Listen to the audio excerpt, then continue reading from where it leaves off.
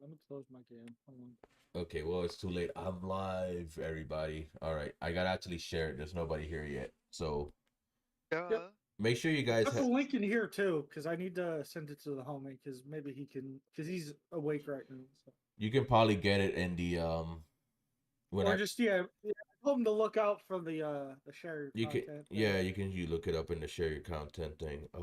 Give me one momento, por favor. Nah, yeah, Por favor, poor favor. por That's right. favor, yeah, por favor. Alrighty, share, copy link. I'm doing it for my phone since it's faster than doing it on my PC. Hey, camera, I need to come back down a bit. You're too high. There you go. I'm not high enough. There it is. All right, cool. Okay, where is it will be in latest video, not share your content. But yeah. Can I pop out the chat, please? Thank you. I don't know what happened, but my video I feel like my videos, my two latest videos are not being promoted. Like at least to my subscribers.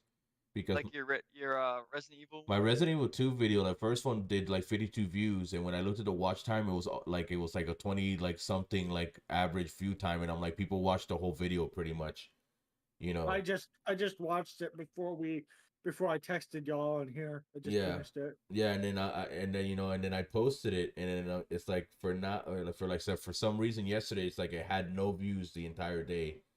And that's why I even asked in my chat. I'm like, are people see? I'm like, do you guys see this like in your feed, or is YouTube just like hiding it?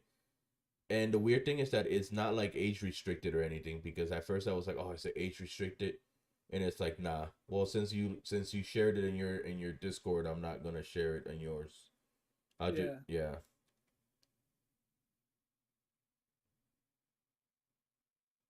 Oh, I didn't redeem fucking Costume Quest 2, but it's okay. It's on Game Pass, so I have the game regardless. It's a Microsoft owned joint, anyways. Right. Yeah. I thought it was every four because I was going off the timer when it was counting down when I seen it, No, but I it's think every it's like yeah, 24. it's every 24 hours. Yeah. Oh Yeah. goddamn, But every four there we go. hours for 15 days. That would be fucking sick. Yeah, that would be Like sick. that would be sick. Fucking It'll be hard to keep up, man, because I gotta go to sleep. That means I gotta have an that's alarm. true. I gotta have an alarm like halfway through my sleep cycle. Oof. That would be rough shit, yeah. All right. Well, it's only been 3 minutes. It usually takes a bit for people to join. Right. Yeah, let's see how many people join, because every time I ask my audience, yo man, do you guys want me to play this live? And then I get like fucking 12 votes, and then like only 3 people show up, and it's like, all right. It's probably a timing thing, to be honest, like not I gonna just yeah, lie. but the thing is that like I just don't know what time to start streaming, because like I usually do this because there's certain people that it's easier for. But then when I do it at True. nighttime, it's like, I do it so like No that no one gets on. no one gets on at nighttime, and it's like I do it like, and it's not like late at night, it's like, like 6 in the evening for me. And and Right. I live in the middle of the country. It's not like I live in California and it's like I'm 4 hours away, I mean behind. Right. Only 2 hours behind you guys, but yeah. But yeah. Like I don't even know when to like release my fucking videos. I just like 11 a.m., 12 p.m. every time. Like it's real. Like that's also the problem is I have to like from now on is I have to just pick a day for a game, right? Because I can't do two videos in a day. It's just like I don't know. It doesn't really seem to work out. Yeah. Um, but yeah, I don't know. Yesterday I released my videos too early, and that might have been the thing. It might have just been like really pushed back people's sub feeds, because Right. I was experimenting with basically like releasing them like later into the day, sometimes like even overnight. And when I did that, I like, for example, I posted like my first Half-Life 2 video like I think at 2 in the morning my time. And then like within less than an hour that thing had like 50 views, and I'm like, shit. Like, and then I Right. looked at the average watch time, like people are actually watching this. Yep. All right, I'm just looking at. Okay, I got a yeah, it was the notification that you guys that you put in your shit.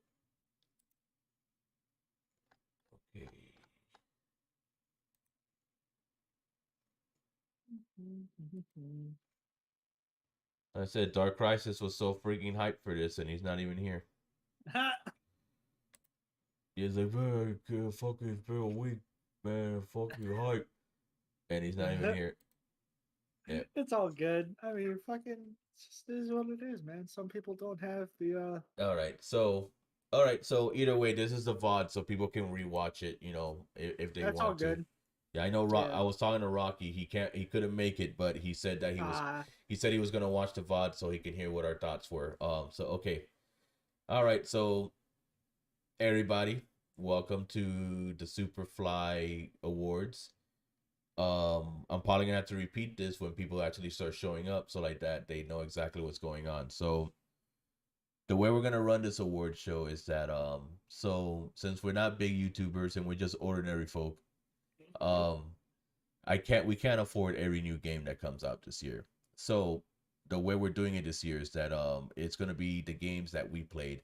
Some of these games can be from like decades ago, but it's just the games that we played this year that we enjoyed that we never played before. The whole point is that, you know, it's games that we played this year for the first time, not games that, you know, we're familiar with, because if not, then, you know, the list is going to be biased as fuck. Right, Yeah. 100%. Yeah, all right. So, anyways, that out of the way. And of course, don't expect any game reveals. Maybe next year, if this show blows up this year, you know, maybe I'll contact game developers and we can get exclusive trailers here. They'll probably basically read my email and be like, "Who the fuck's this guy, man? Who the fuck is this? Who is this guy over here? Who's not Jeff Got Keighley? 100 subs. This ain't Jeff Keighley. What the fuck?" Yeah. But anyways, all right. So the first category would be what's the best first person shooter and that you play this year. So I guess I'll start. Yeah, you go. So the best first person shooter, I was gonna give this award to Black Mesa at first because that was a hell of a good time. But then I started thinking about basically more of an aspects of shooter than like the gunplay and the way you progress to the level. While Half-Life or basically Black Mesa is a great, fantastic game, and it was my runner-up this year, I'm gonna have to give it to Wolfenstein. Maybe the first, the first one I played, which was the New Order. Why? Because not only is the gunplay very very satisfying, and I'm sorry, I think the id engine is more superior than the Source engine. Of course, the Source engine does all the cool physics stuff and whatnot, but it's just a better looking engine. It's just like, I don't know. I just think it's a better engine. Plus, a little bit biased because I grew up with, playing Doom and Wolfenstein, then, playing Half-Life. Half-Life was a franchise that I really got into this year. I did play Half-Life 2. I mean, I'm playing it now on my channel. I did play it back in 2007 in the orange box, but the problem is that when I played it, I had no context to what was happening or, how the franchise started. And I was a dumb teenager. I was one of those teenagers that I didn't really appreciate stories in games, and, I just like the shooty bits. And whenever we got to the intervals where, like, all the characters are talking to you, I was like, can we move on, please? Like, can you put me back out so I can shoot Combine in the face? But yeah, I wasn't really like absorbing the story. So I'm doing that now. But not to get sidetracked, to go back to Wolfenstein: A New Order. It's a game that blew me away because I didn't expect them to put that much production value within not only the story, but the way the characters are handled and stuff. And even though I had that save glitch issue with Wolfenstein 2, The New Colossus, the good thing is that I'm actually off this whole entire week. So I'm going to I already started playing it a little bit. But if you've been watching that on my channel, I will basically, I will bring it up to, to speed. Oh, and by the way, this way, if you're watching the VOD, and if you're not part of the Discord, there's a link in the description down, but you can also scan that QR code in the corner over there, and that will get you into the Discord. And yeah, and then you can just join where we discuss stuff. We meme, we can share memes, and of course, if you guys want to play something with me, it's easier like that. We can set up maybe something, but yeah. Anyways, but yeah, that was my pick. Was Wolfenstein: The New Order was the best FPS that I played this year. All right, Drebin, you can have the floor. Well, I had to sail the seven seas for this one, but High on Life is currently my favorite. You didn't have to mention that, but okay. Oh, I like to be real, but it's mainly my favorite because By it's the way, basically. sorry to interrupt you. By the way, I myself don't condone of piracy, but that's okay. Anyways, go ahead, Drebin. Do you gotta do? It doesn't matter. But if the you say game so. is really it's fucking hilarious because mainly Psychic Pebbles. If you've ever watched Oni Plays or Smiling Friends, he's the yellow guy. He's the one who created that series. He's a lot of the voices of like some of the characters, but also like a few of the enemies. In enemies, it's the flying cop drones. He's also the red guy when you go to the sewers or the slums. He's Right. the red guy. So always pick red. That's right. Fucking suck it, blue. I disagree. I mean, you can see the background. That's why red is so minuscule and blue is so like, you can tell, you can see the bias. Yep. But what's it called? It's really good. It's got good gunplay. It's actually pretty funny. It's basically what you would think of like if Rick and Morty was a fucking FPS game. It's basically just that. It's funny because Swastik's one of my moderators today. Sorry to cut you off, but one thing I wanted to add, because I do agree with that. It's also a Metrovania, so you do get powers and you can go back to other worlds and basically, or abilities, and then explore the map more. Yeah, that's the thing, because what's it called? There's a couple powers you get once you kill the first person, and then you go to whatever world you go next to. There are some areas that need like the dodge mechanic, which is like the fucking like the zip forward. Yeah. And also when you go after you've killed the first boss, you'll have to go back into the slums to that room that you ended up in to get that other what loot box, lug box, whatever the fuck it is. It's actually the fourth best selling Xbox game right now.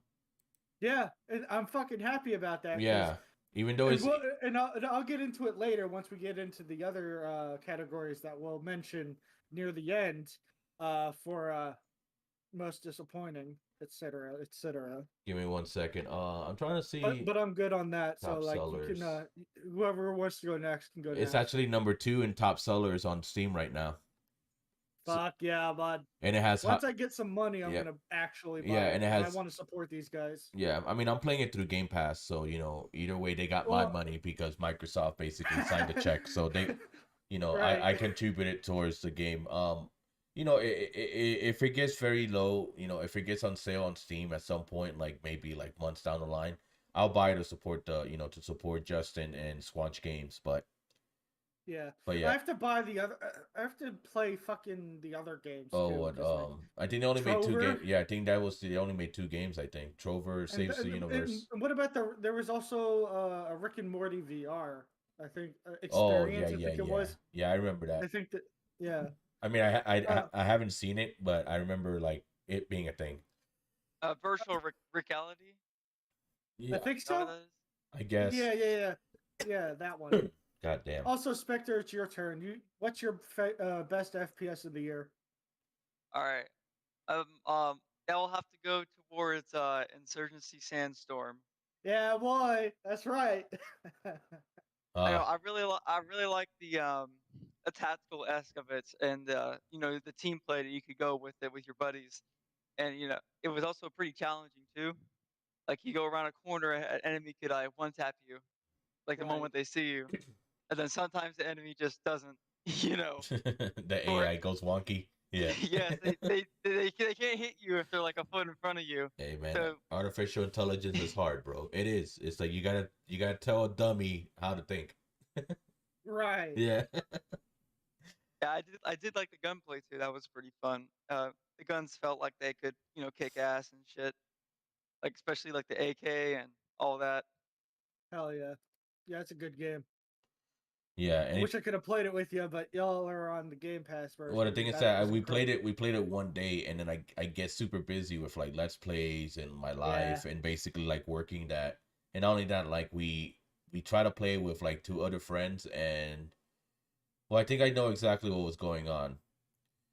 Yeah, Well, I showed Kev what was what I happening. think was going on is that, well, number one, my friend Cage basically said that the game was boring, and it's like I can understand it because you're fighting like the same enemy type, which is just basically a dude, in the Middle East, and Just a raghead, man. That's all you're fighting. yeah, I mean, it's just a dude. Dude, It's just a terrorist in the Middle East. That's basically just, there's like some of them wear more armor and the other ones wear no armor.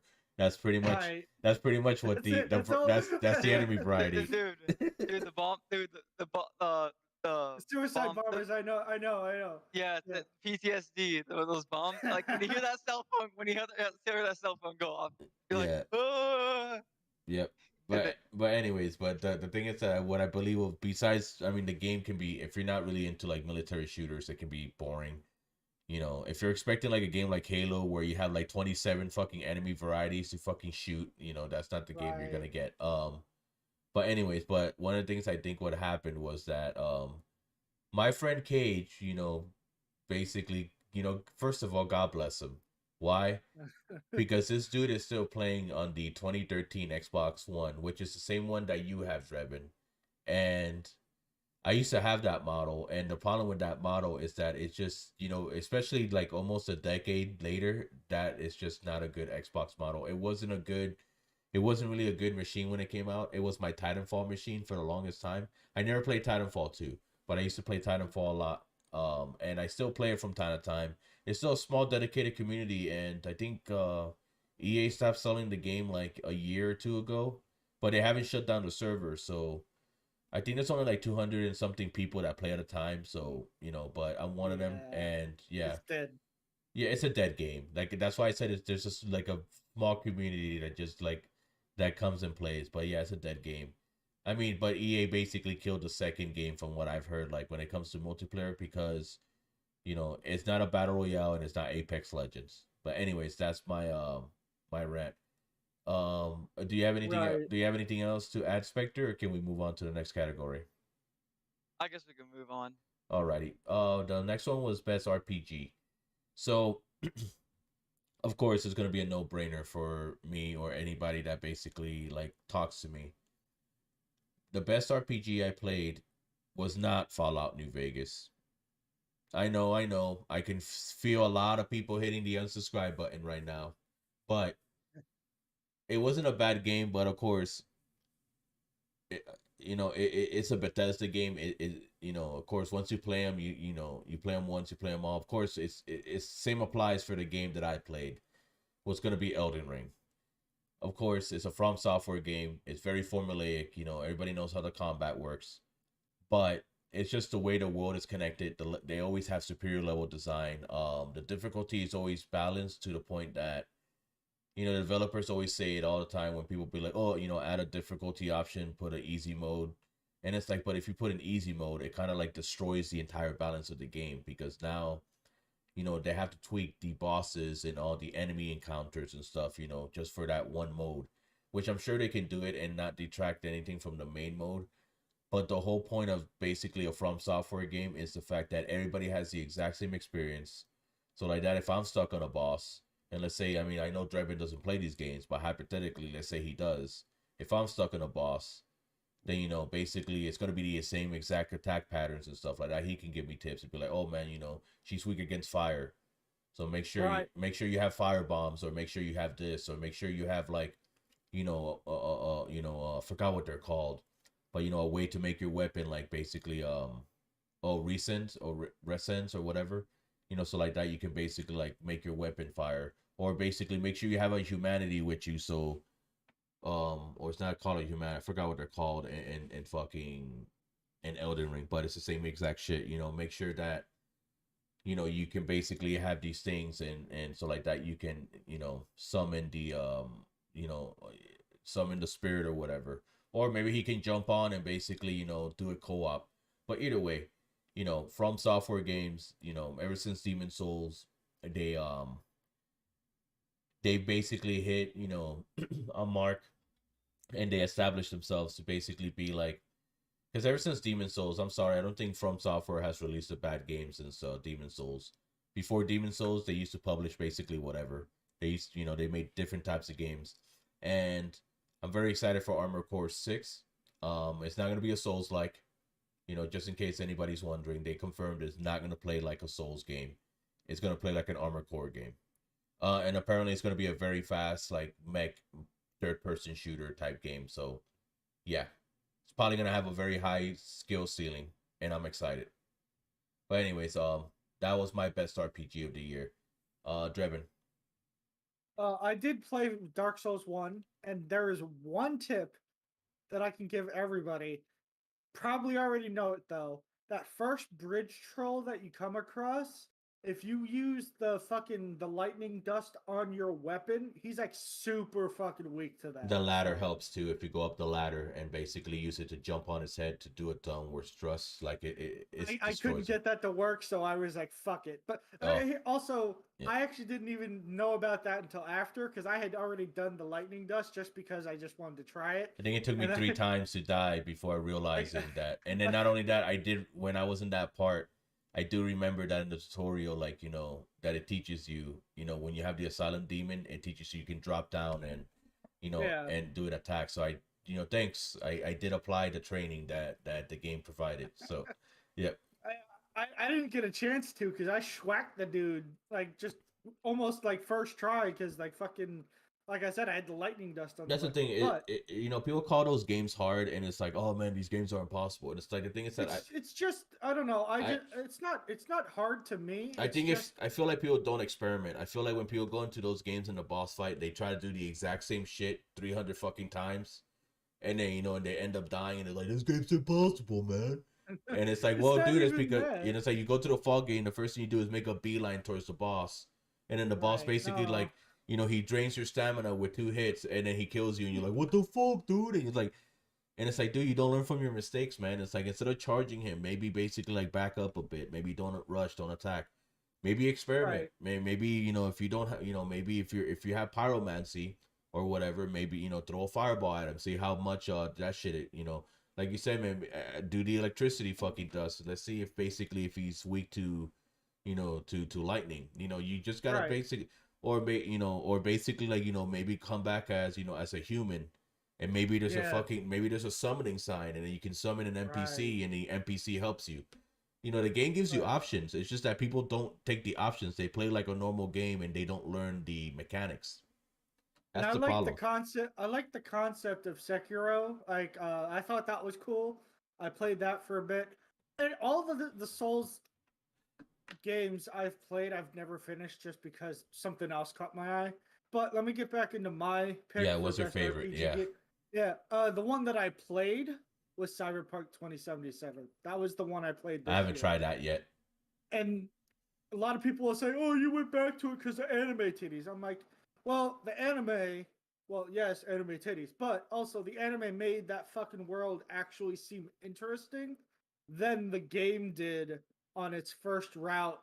You know, like, but like, still, I only played it for up until I finished like the main first heist where a certain someone dies, and then I just, like, again, like most games for me, something else caught my eye. Didn't keep my attention for very long. Also, it's a kind of huge game, and I have a lot of huge games I don't have the room for. Yeah. So, and it needs an SSD, or else I'd put it on my HDD.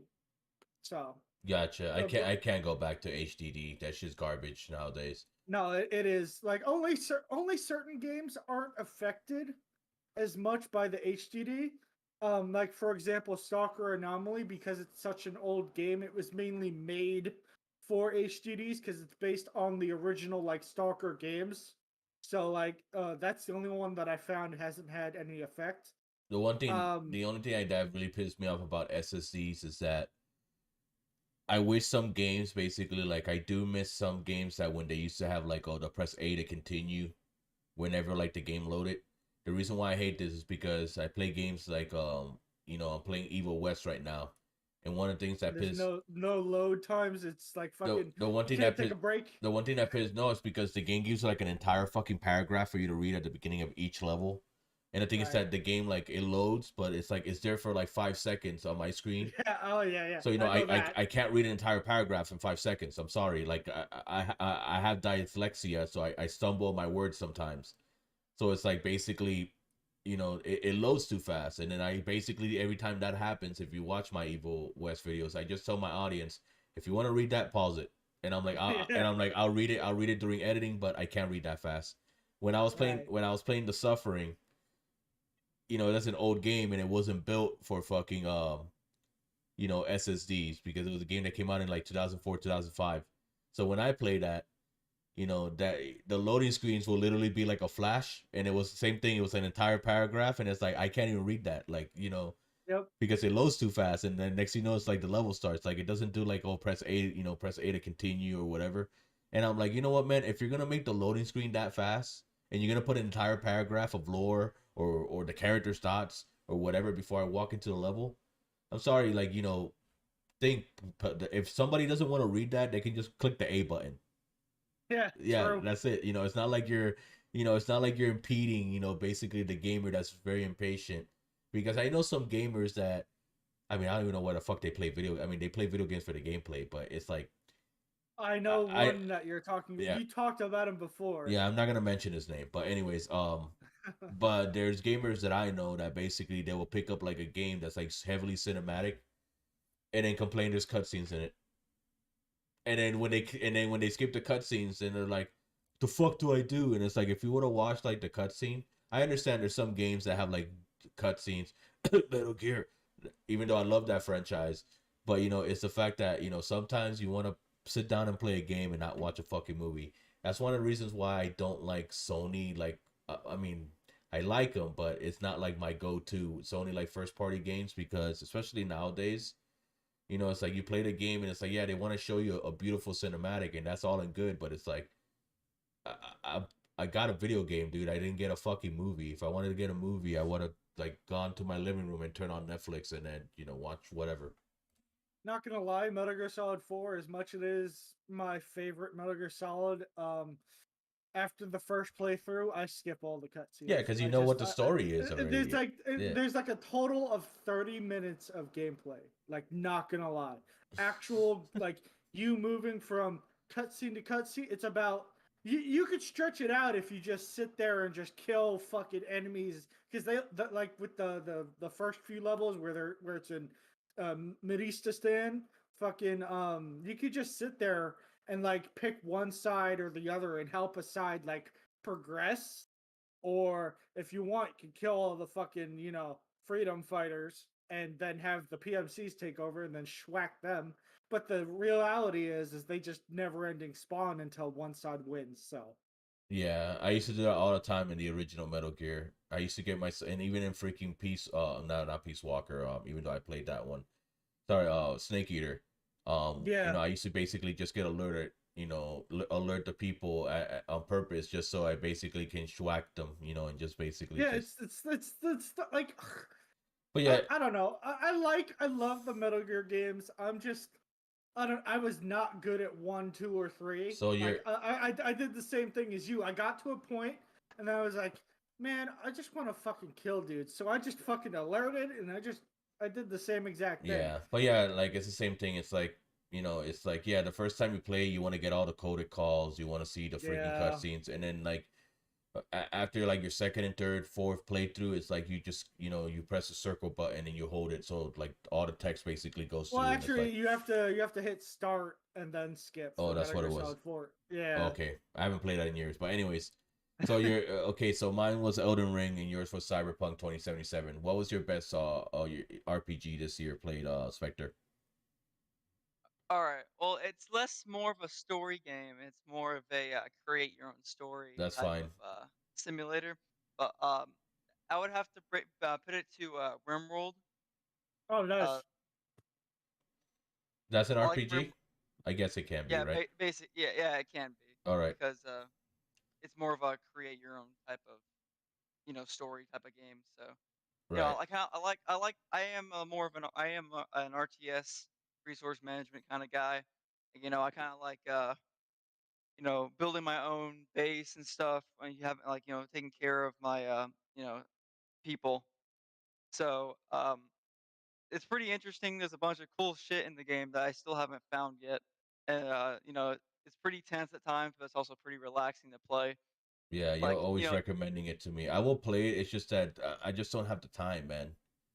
Oh, it looks like we lost Drebin. yeah, Drebin has to go piss. That's what he told us in Discord. Oh, okay, I wasn't looking. Gotcha. All right, that's okay. But anyways, um, but yeah, man. You always telling me to play it. I'll get to it someday. But anyways, sorry to interrupt you. My bad. Go, keep going. um, I'm trying to think. But yeah, Oh, don't hurt yourself. shit. I just keep talking. I'll let you know. All right. I mean, dude, you have the floor. You know, we're waiting. I'm waiting on you to tell me about your best RPG. And so, is that all you have to say? It's just a good game. It I, gets tense. It can be relaxing. You can take care it's of a your game. people. It's a game. It's a game. It has, you know, you press start to play, and there's gameplay, and there's things happening on the screen. Yeah, but yeah, there's a bunch of cool stuff you can do. Like How's the combat in that game? it's more RNG more than anything. But you can still command your little dudes, and you know, you can build your own cover in the game. Like you can build like sandbag emplacements, I like see. bunkers and stuff. And it has like a And you set. can, It has like a settlement type thing, right? You got, yeah, like you say, you got to take care yeah, of people. Yeah. yeah. It's a 2D game. So Is it you top know, all down? this. Yes, it's a top-down game. I So figured as much. it If it's a settlement strategy game, it's gonna be top down. If it's 2D yeah. The or sword graphics are side pretty scroller. Yep. like it's a pretty enjoyable experience. Like the sprites are pretty simple. Like they're pretty cartoony if you were to look at them. It's kind of like if you know what Prison Architect is and games Yep. like that. Yeah, that's exactly what it looks like. Yeah, But you know, what was the name of this game that I liked? Oh, I forgot. It's made by Team 17. It's like a prison, like 2D, like simulator type thing. uh, I forgot what it's called. Damn it. Anyways, keep going. I don't know if you guys ever play this. but yeah, you can basically build a bunch of stuff and like explore a lot of things. Most of the time, things like there are like environmental disasters that can happen. You can get raided by like raiders or animals or something like that, like rabid animals. You can get killed from like a fucking guinea pig, like shit like that. Damn, that's Yeah. terrible. But yeah, man. Yes, Oh, the game. Sorry, the game I was thinking of was The Escapist. Oh, I know that one. Yes, Yeah. I have that as well. I have both actually. Oh, I played the first one. It was pretty good. It's hard as fuck, but it's pretty good. Yep. I got them for free on Epic. Oh, nice. By the way, by the I way, love Epic. by the way, we're not sponsored, but Epic Games right now is having like basically like a 15 days of Christmas event where they give one free game every 24 hours. So if you're on PC, I mean, unless you really hate fucking like Epic because you know the media told you to. Like for example, I'm not biased towards any platform. I mean, of course, Right. I buy most of my games on Steam on PC because that's where basically everybody's at. But you know, if Epic, A free game's a free game. yeah, if Come Epic on. Games is giving me a free game, I'm not gonna be like, hey, you know what, man, I don't want a fucking free game because it's like I don't like the Fortnite guys, and that place is run by the Fortnite guys, you know. Right. Literally, it's fucking ridiculous.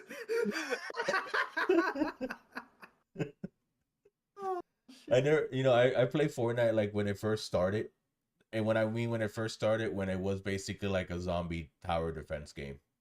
Right. Yeah, and then all of a sudden they introduced, you know, the battle royale game and you know mode, and then the rest is history. You know, Save the World basically got abandoned, and then you know, and then all 12-year-olds later, you know, everywhere was like, we like Fortnite, we like Fortnite. Yeah.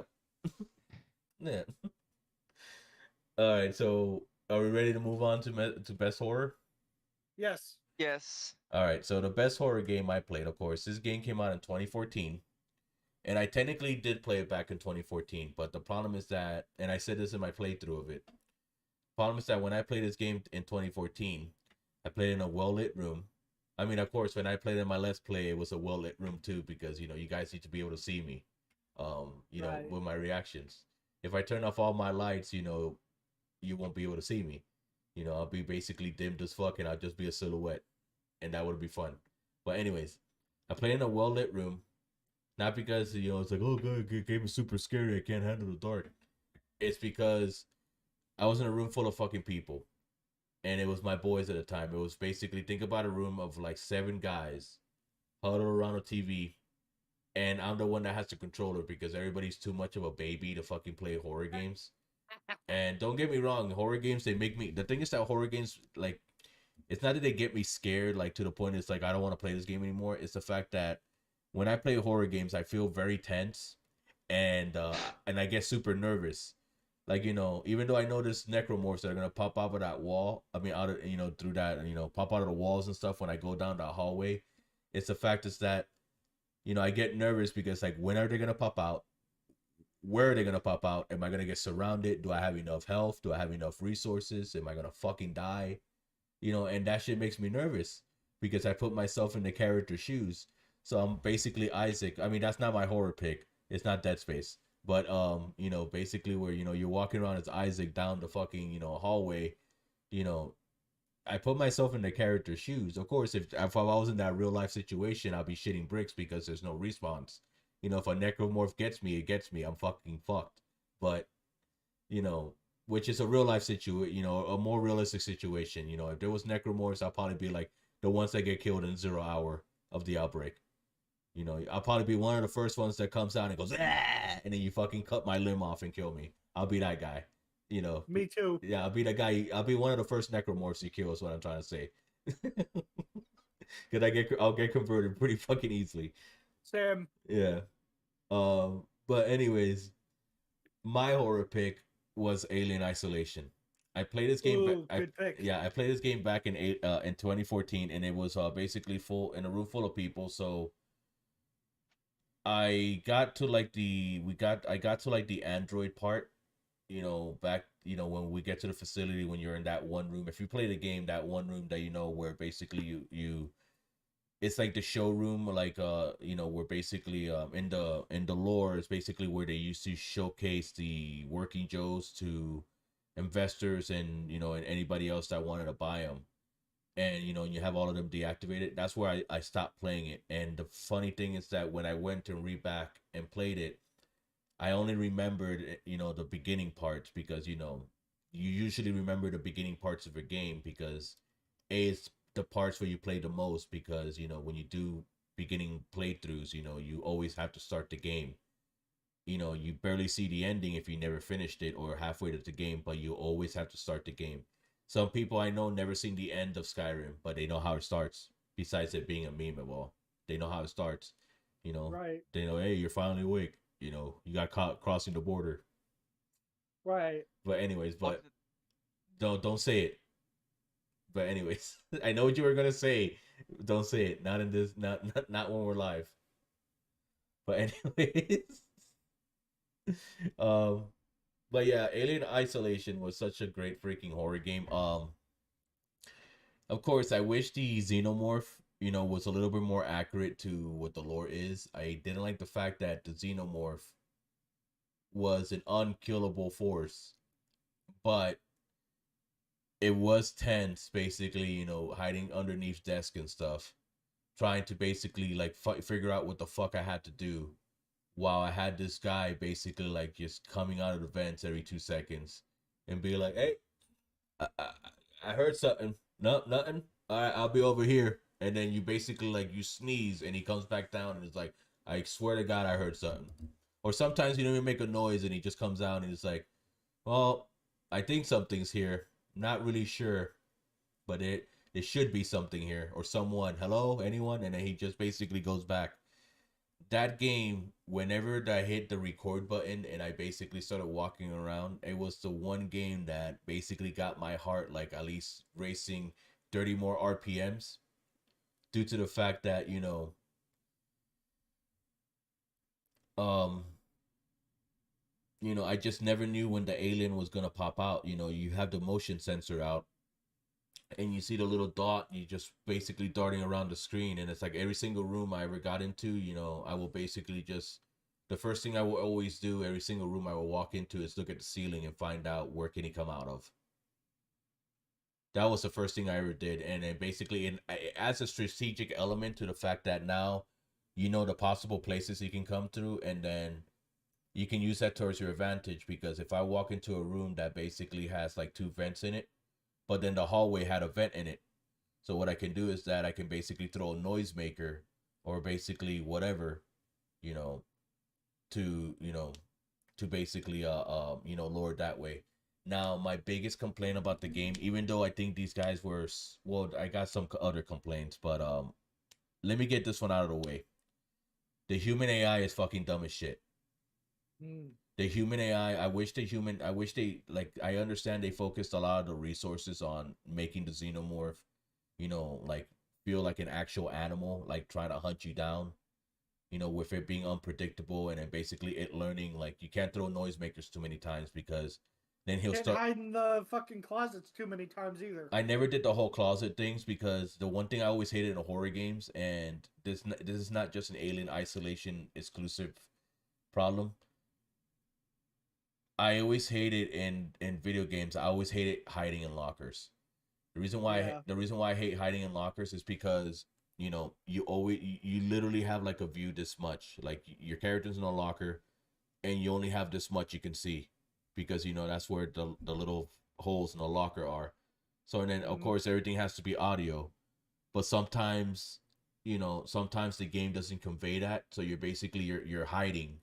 Because there's a lot of times when I was playing the Alien Isolation where the xenomorph just, no, I mean, it's good game design because it makes it tense. But sometimes when you're inside the lockers, the xenomorph basically, he can leave the room, and it's like he will just stop moving because he's like hanging around the door, because the AI is basically like, I guess the AI thinks it's like, oh, let me just wait to see if the player comes out so I can just basically ambush him.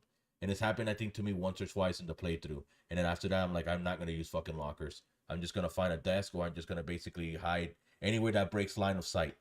I'm not going to hide in a locker, because the locker basically, it corners you, because, there's only one way in or out of the locker. Yep. Like I said, you only have a view this big. And then basically, like, in most games, like basically like Outlast, the characters basically talk, and they make some sort of noise to convey to the player, hey, he's over there, or he's not in the room anymore.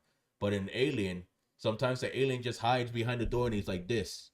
And the AI is not, like, the character model is not doing anything. So you walk out the locker, and he's like, and he just basically runs towards you and kills you. And then, there's nothing you can do, because the minute he grabs you, it does that animation where he just, French kisses you. Yep. How's that go again? Oh. But that's what he does. It's always a hissing sound. Oh, I know. There's only been like, I think 2 times. There's only been 2 times where, I alerted him to my presence, and then I will hide behind the desk, and he would just come into the room, and I'm thinking to myself, oh my God, I'm fucking dead. He's gonna come over here and grab me. And then all of a sudden, like, he just stops, and he's like, and I'm like there, and like, you can see me in my face cam. I'm like, with my mouth like open, like, because I'm like, holy shit, like, my heart's beating, because I'm like, he's gonna fucking find me. And then, like, he just he leaves the room, and then, like, it's just that sigh of relief when he walks out of the room, and you're like, oh, thank God, I don't have to replay that section all over again.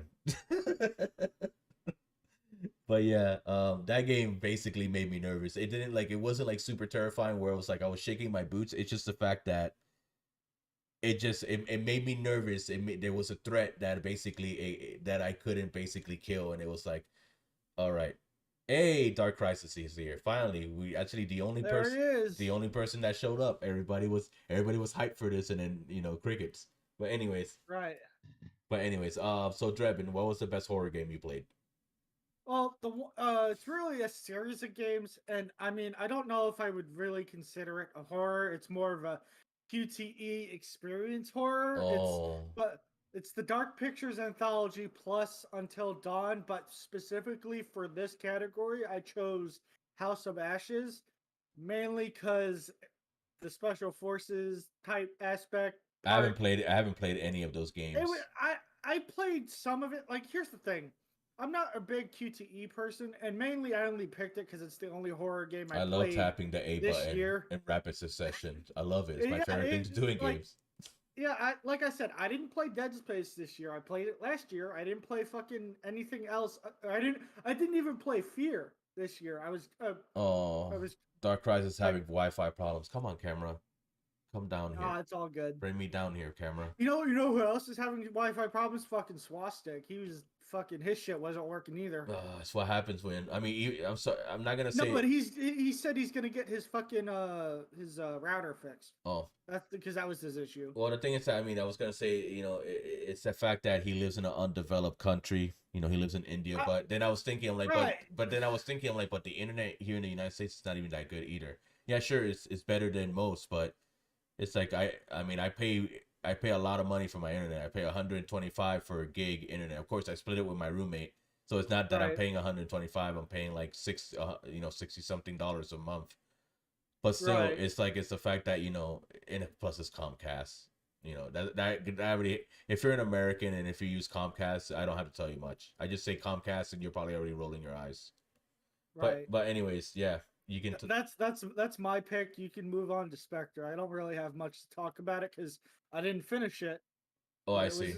You liked it. You liked it enough that even though you didn't finish it, okay, gotcha. It was your pick. It was decent. Like it's it's a QTE experience game, but like it's like a Heavy Rain, David Cage type ordeal. I never played that. Fahrenheit game, which that's the only David Cage game I ever played, and I don't remember much of it. I remember playing it on the PS2 and the demo.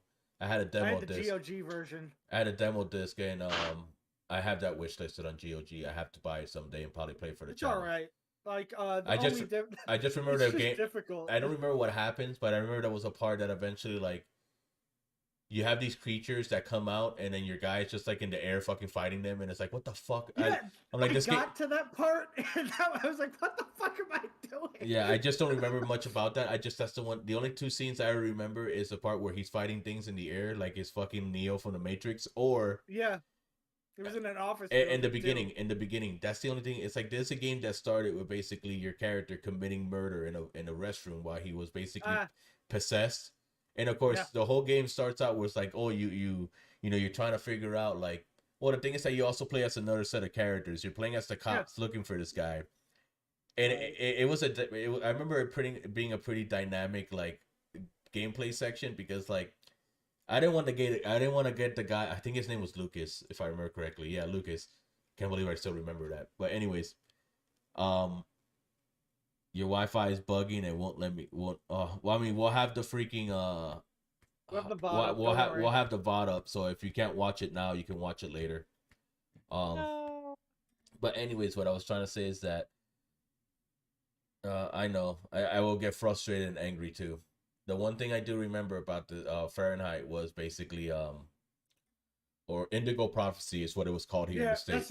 That's the other name for it. That's what I know. Knew it as Fahrenheit. That's what I know it as. I know it as Indigo Prophecy because I bought it for PS2 because the demo captivated me. I remember the demo, and like I said, this was a game I played. I know I completed it, but I just don't remember that much of it. And it was just a dynamic game because I just remember that you had like you were playing both sides. You were playing as the cops. You were playing as the guy who committed the murder. But of course, you can tell that, obviously from the events, the guy who committed the murder was obviously possessed and he didn't know what the fuck he was doing. When he snapped back to reality, that's when he noticed he had the gun. I mean, the knife, and that he stabbed somebody in the bathroom. So it's funny because you can play it both ways. You can basically make the cops incompetent, which is what I did. And I basically made the guy escape all the fucking time. And then when they gave me control of the cops, I wouldn't find the clues and stuff. I'll find some of them, but I wouldn't find all of them. So like that, it's like they figured, he already said what he wanted to say. But yeah, it basically was, it was like that. I mean, I could go over it again. Like I said, my choice for horror game was the Dark Pictures Anthology, House of Ashes. Because that one took place in the Middle East during I guess it was like GWAT era or whatever, and it was like you're one side you're playing as special forces that have to deal with all this like fucking supernatural, like fucking like basically like Pharaoh's curse type shit. Um but like that's the one horror game that I played. I don't really consider it a horror game. And that's why we went on this whole It's horror themed. Fahrenheit. It's horror Yeah, themed. But yeah, it was practically yeah, the same type of game. Anyways, now I'm actually excited to hear what this guy has to think because he likes this genre a lot. Spectre, yeah. what was your favorite horror game this year that you played? Okay. So, I would have said Dead Space, but obviously I've played that constantly for the past few years, so Yeah. it's not really new to me. So, since there hasn't really been many good horror games that came out recently that I've played, um, this one was gonna have to go for Callisto Protocol. Now, personally for me, I'm not really scared of horror games anymore. I've been desensitized from like a bunch of It's shit. not really the fear, it's the more But it's the nervousness that gets me yeah, because I just don't want to it's die. more Yeah. it's more of that the It's nervousness of tense. dying. It's tense. So It's like I'm not scared of basically the creatures. I'm just scared of getting overwhelmed and just basically be like, fuck, I gotta restart. now Yeah. the creature design is pretty good. I mean, I can't say much because Kev has to play it, so I can't just go into the full detail because Well, it's for okay, Dark spoilers. Crisis. It's not your fault. It's an act of God, and God said no internet today, I guess. What an asshole. But anyways, yeah. But okay, the Callisto Protocol. So you're gonna leave it as that, so you don't spoil it for me. Well, I mean, you can talk about. Well, Don't okay, mention it. I do like the combat in it a bit. I thought It's you told me it was still ass. it it really it depends how you look at it, but I mean it's good, but at the same time, it's and we talked about this with already, where it's like the game basically forces you to go into close quarters, like using like melee and shit to kill enemies.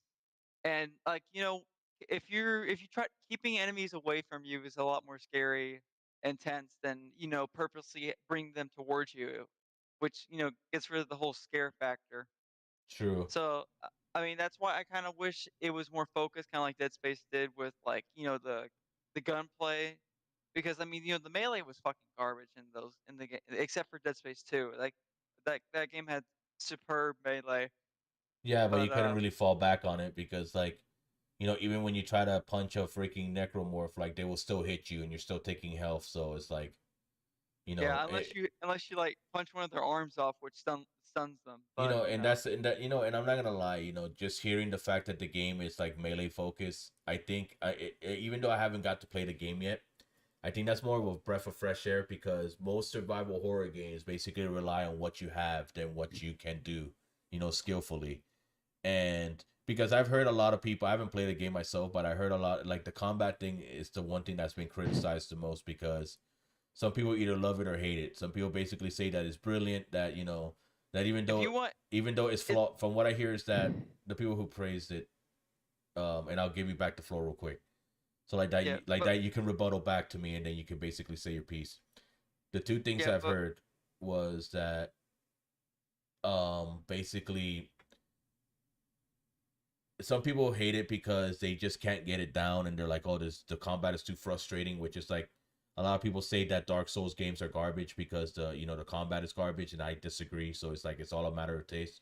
I mean, hell, one of the horror games I played was The Evil Within this year, and when I went to look at the Metacritic scores and stuff like that, I mean, there's a lot of good reviews, but the majority of the reviews of the people were saying that this game is garbage. It's like the aiming is not good and stuff, and it's like the problem was that it was just the upgrade system. It's the fact that people, you need to know what you're upgrading in, and then you got to realize that in survival horror games, they make you weak on purpose.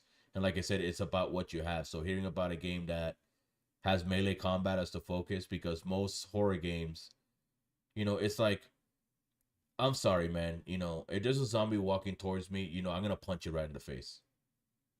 If you, poof, right there without hesitation. And in horror games, a lot of them, they don't even let you do that. If you don't have any guns in your bullets, it's like, oh, well, I guess you can nibble my neck because there's no way I can defend myself. can't just pistol whip them or anything, right? Yeah, You know, something. fucking But anyways, you were saying, Spectre, about the combat, because that's pretty much like, so like that you can rebut. And then the other one is that people are saying that the combat is good, that even though it's flawed, like it's a foundation to something that they can work upon and improve. Yeah. Yeah, that's all I've been But hearing about. it is flawed in some ways, you know. Like I stated, it not being as scary because of you know, it's a lot more scary when you when the game promotes keeping enemies away from you, because if they get close to you, you're fucked basically. I Compared to, you know, the opposite, which the Callisto does, where they want them to get close to you. Yeah, and then you can fuck it up. But yeah, because like in freaking, I'm playing Resident Evil 2 remake, and one of the things that pissed me off about that game is the fact that there was, if you saw the latest video, which a lot of people haven't, because I don't know if YouTube just stopped promoting my videos, because the first video did so well, and then the second video for like 24 hours no one watched it. So I don't know what the fuck is going on with that. And the same thing with my High on Life video. You know, that video, the first one did really fucking well, and you know, people watched it, and for some reason the second video only has like, it's still sitting on 4 views, and it's like, what happened? Like, I have no idea. Like, all I did was just upload it, and now YouTube is like not promoting my shit. And it's not age restricted either. At first I thought it's like, oh, maybe it's age restricted. No. They're just not promoting my shit, or they're just ghost, you know, shadow banning my stuff. right. Yeah. Hey, Hey, how you doing, Epirema? But yeah, it kind of pissed me Hey, off. what's up, dude? Well, I guess what I'm thinking is that, you know, whenever people see, you know, part 3 or whatever, you know, both High on Life and basically, you know, Resident Evil 2 remake, you know, I'm hoping that they're like, oh shit, where's the second part? And they go watch that one first and then go watch the third one, you know, because why the fuck Right. would you why the fuck would you miss an episode? Then you have, that's an entire hour of me running around the police station you missed, you know. Right. On my side of things, I mean, I know it's not really a good thing to do, but sometimes I'll be like, in the second episode, if you didn't watch the previous episode, like, if it was a pretty shitty episode, like if, because you know me, I do raw gameplay. I don't know how to edit. I don't know how to do that shit. So like, I'll recognize this episode is shit. Skip to these parts to see the best Oh, parts. but that's how you fuck up your. You shouldn't be able to do it, man. I gotta teach you how to edit, man. I have a lot of free time this week, so I'm gonna sit down and I'll hold you to that, buddy. I'll hold you to that. You goddamn well better, yeah. boy. We'll probably do it after I gotta stream Resident Evil 3. I gotta start Resident Evil 3 on Tuesday, so maybe after the stream. Problem. Maybe after the stream or later, sometime later that day, because I don't know if you're gonna be sleeping or not. But whenever, or maybe I might want to take a nap after the stream. But either way, we'll if I see you awake and I'm not doing anything, like in the middle of the fucking night, you know, I'll be like, yo, you want me to show you how to edit real quick? But yeah, but anyways, just hit me up whenever. Gotcha. Like, if I don't respond, I'm asleep. Yeah, I don't want. Yeah, I want to get through these categories because we're only in the third one and we still have, you know, a lot more to go. But 10 more to go. This could be a 4-hour stream. I don't want a 4-hour stream. You know, I want to take a nap before I go to work tonight. Even though it's gonna be the last day of work before, you know, for a whole entire week. You know, it's still work, and you know, and I don't want to be at work like halfway through my shift yawning, be like, I'm fucking tired, man. But anyways, besides the combat, Spectre, is there anything else you can say about the game without spoiling the story? Well, the environments are pretty good. They put out a lot of detail into the environments, kind of like they did with Dead Space. Yeah. A bit. I mean, I didn't get to play it that much because the only thing I got to see was a little bit of the opening cutscene before my computer was basically like on fire and I had to bring out the extinguisher. Even though I have a 3060, the game just runs like ass on PC. Like, I know they fixed it, but they didn't fix it for me. And other people be like, hey, man, it works fine for me. And I'm like, it doesn't for me. But I have this. I'm like, good for you. Good for your specs. It just doesn't work for me. All right, cool. I'm not lying because if I, you know, why would I lie and be like, yeah, this game doesn't run? No, I want the game to run. I paid fucking money for it. I had to refund it on Steam. I finally got the refund money back. I'm waiting for some money to come in. And I got a $10 coupon. So I'm going to use that. And I'm going to buy the $90 edition. Why? Because since I'm getting extra money coming in, I'm going to buy the season pass that comes with a $90 edition. Pretty much, I'm going to buy it on Xbox, and it comes with 3 versions of the game. It comes with the Series X version. It comes with the Series S version. It comes with the X. It comes with the Xbox One version in case I want to play it there. I don't own an Xbox One, but I might know someone that I can basically, help them out. Give that key or whatever. But it's not really a key, but it's someone. Yeah. I do want to say that if you have enough, buy Ready or Not. I don't have enough. I don't. Right. No, but Spectre, did Spectre actually rebuttal your shit or not? Or we? No, I just no, I just asked him, why the fuck is my camera doing this? There we go, bring me back to the center. but no, I just asked him, basically what else can he say about the combat, and he was just saying about the environments are detailed, and then I was gonna say that, yeah, when I first loaded up the first cutscene, it looked really fucking good. The character models and stuff. I was like, wow, this is a really good looking game. It's just the facial motion capture is pretty good too.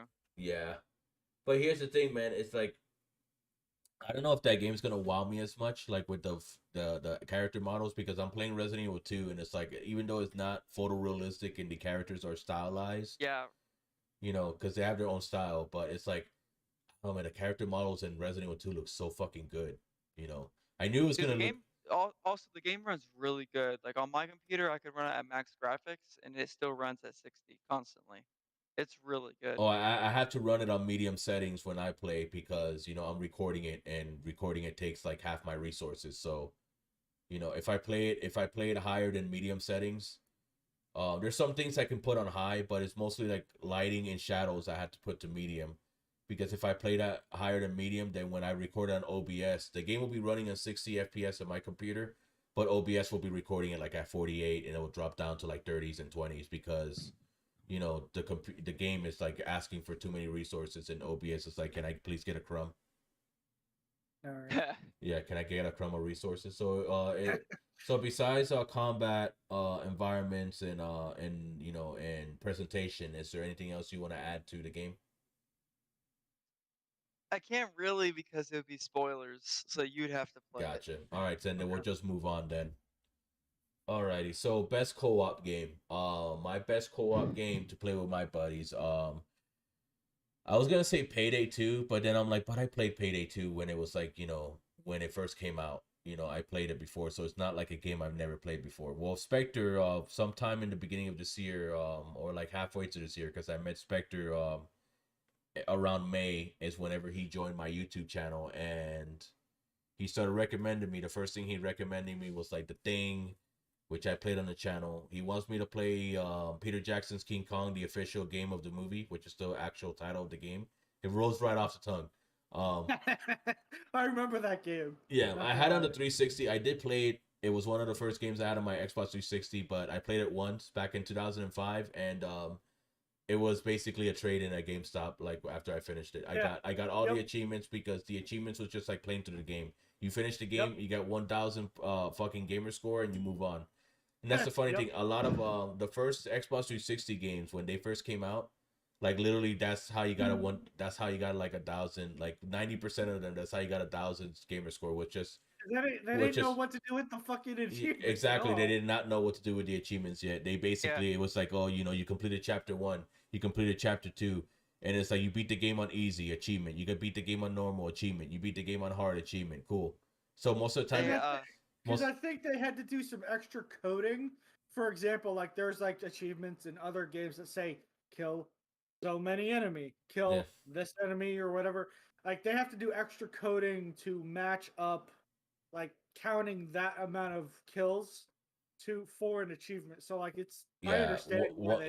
They just didn't know what to do. It was a new concept. Microsoft was the first one to try the achievement system, and they didn't know what to do. Eventually, of course, the achievement system got better. PS3 with trophies, and Steam got achievements, and Nintendo's the only one that never opted. I used to think that Nintendo was like, I remember I used to make a joke back in the day when the Wii came out, but like, oh, I'm pretty sure Nintendo's gonna do the same thing, and they'll just call it like goals, like, oh, goal unlocked or whatever.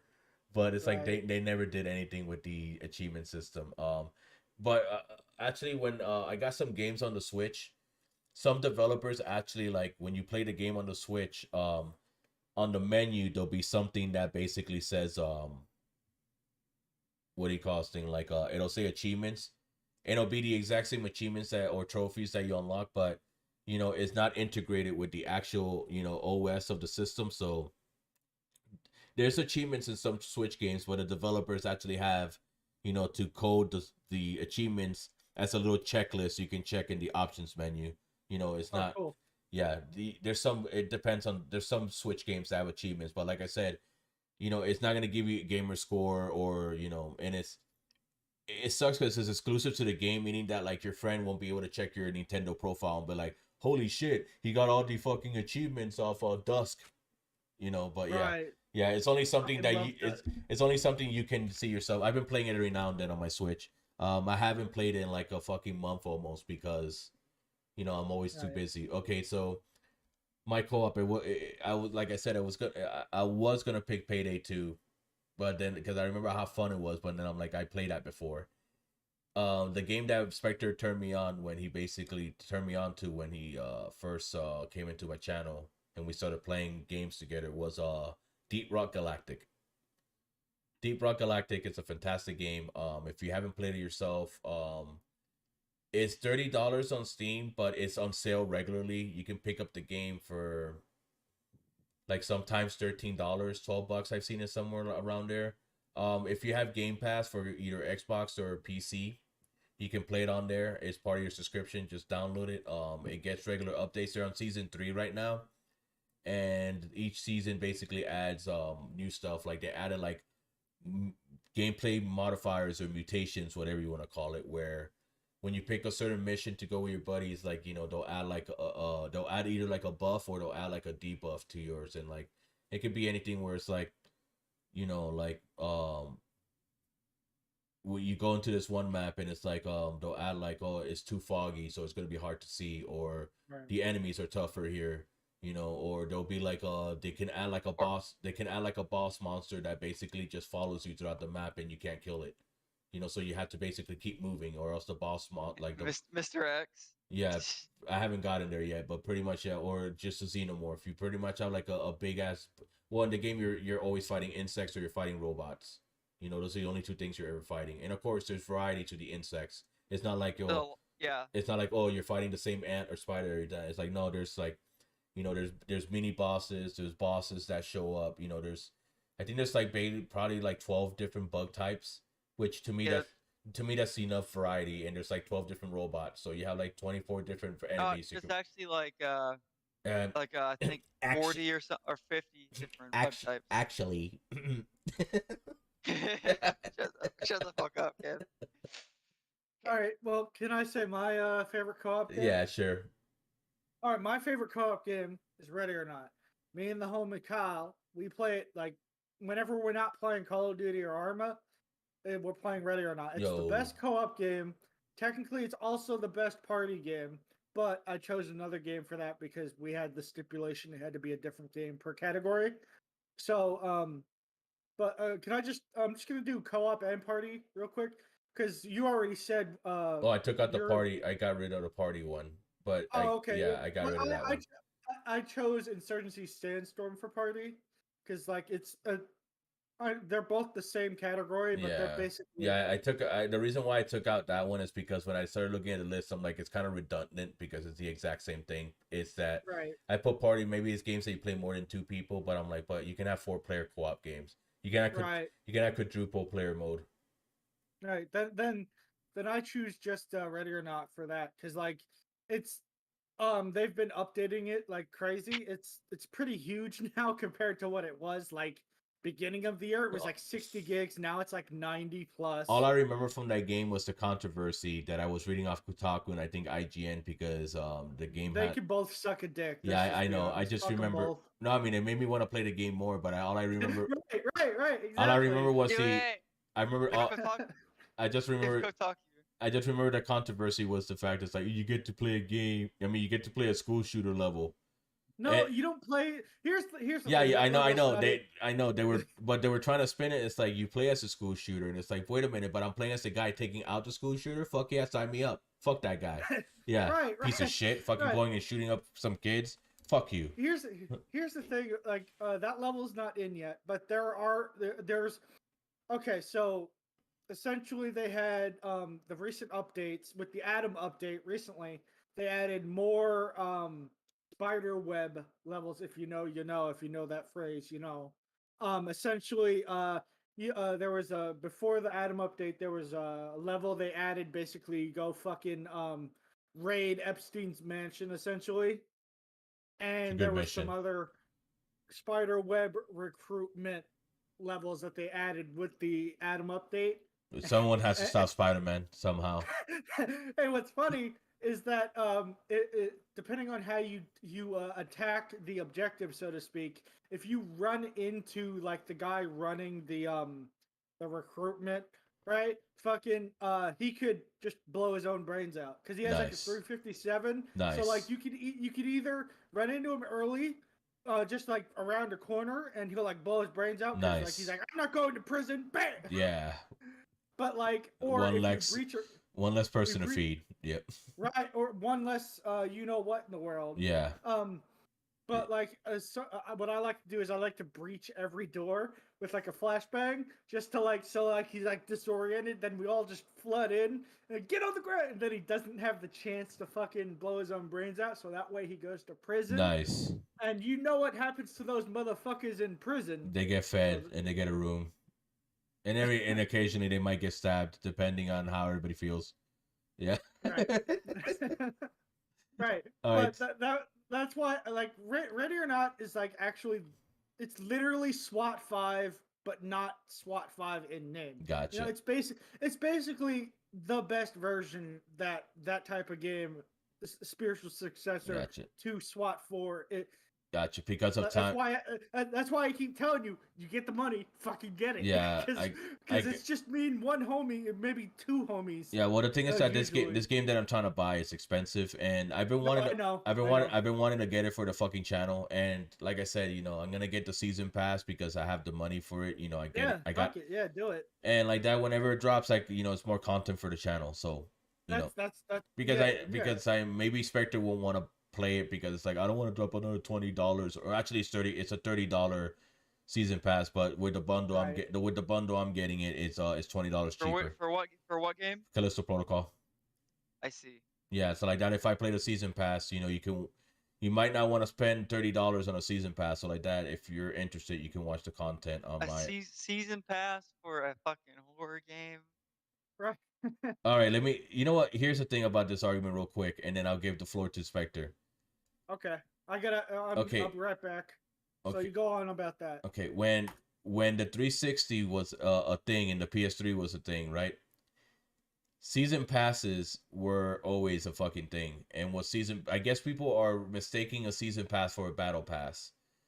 The difference between a season pass and a battle pass is the fact the season pass is supposed to be a bundle of DLC that's yet to come, you know, and that's what a season pass is. What a battle pass is something you buy every 3 months, and it's basically just an extra progression tree to a live service. You understand the difference, Spectre?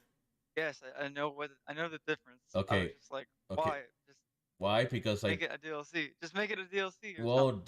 Well, you buy the DLC now, you pre-order it, and then that's why pre-ordering things is kind of a bad idea. Yeah, well, anyway, it's content for the channel, so if it's garbage, then I can basically tell people, yeah, this DLC was not good.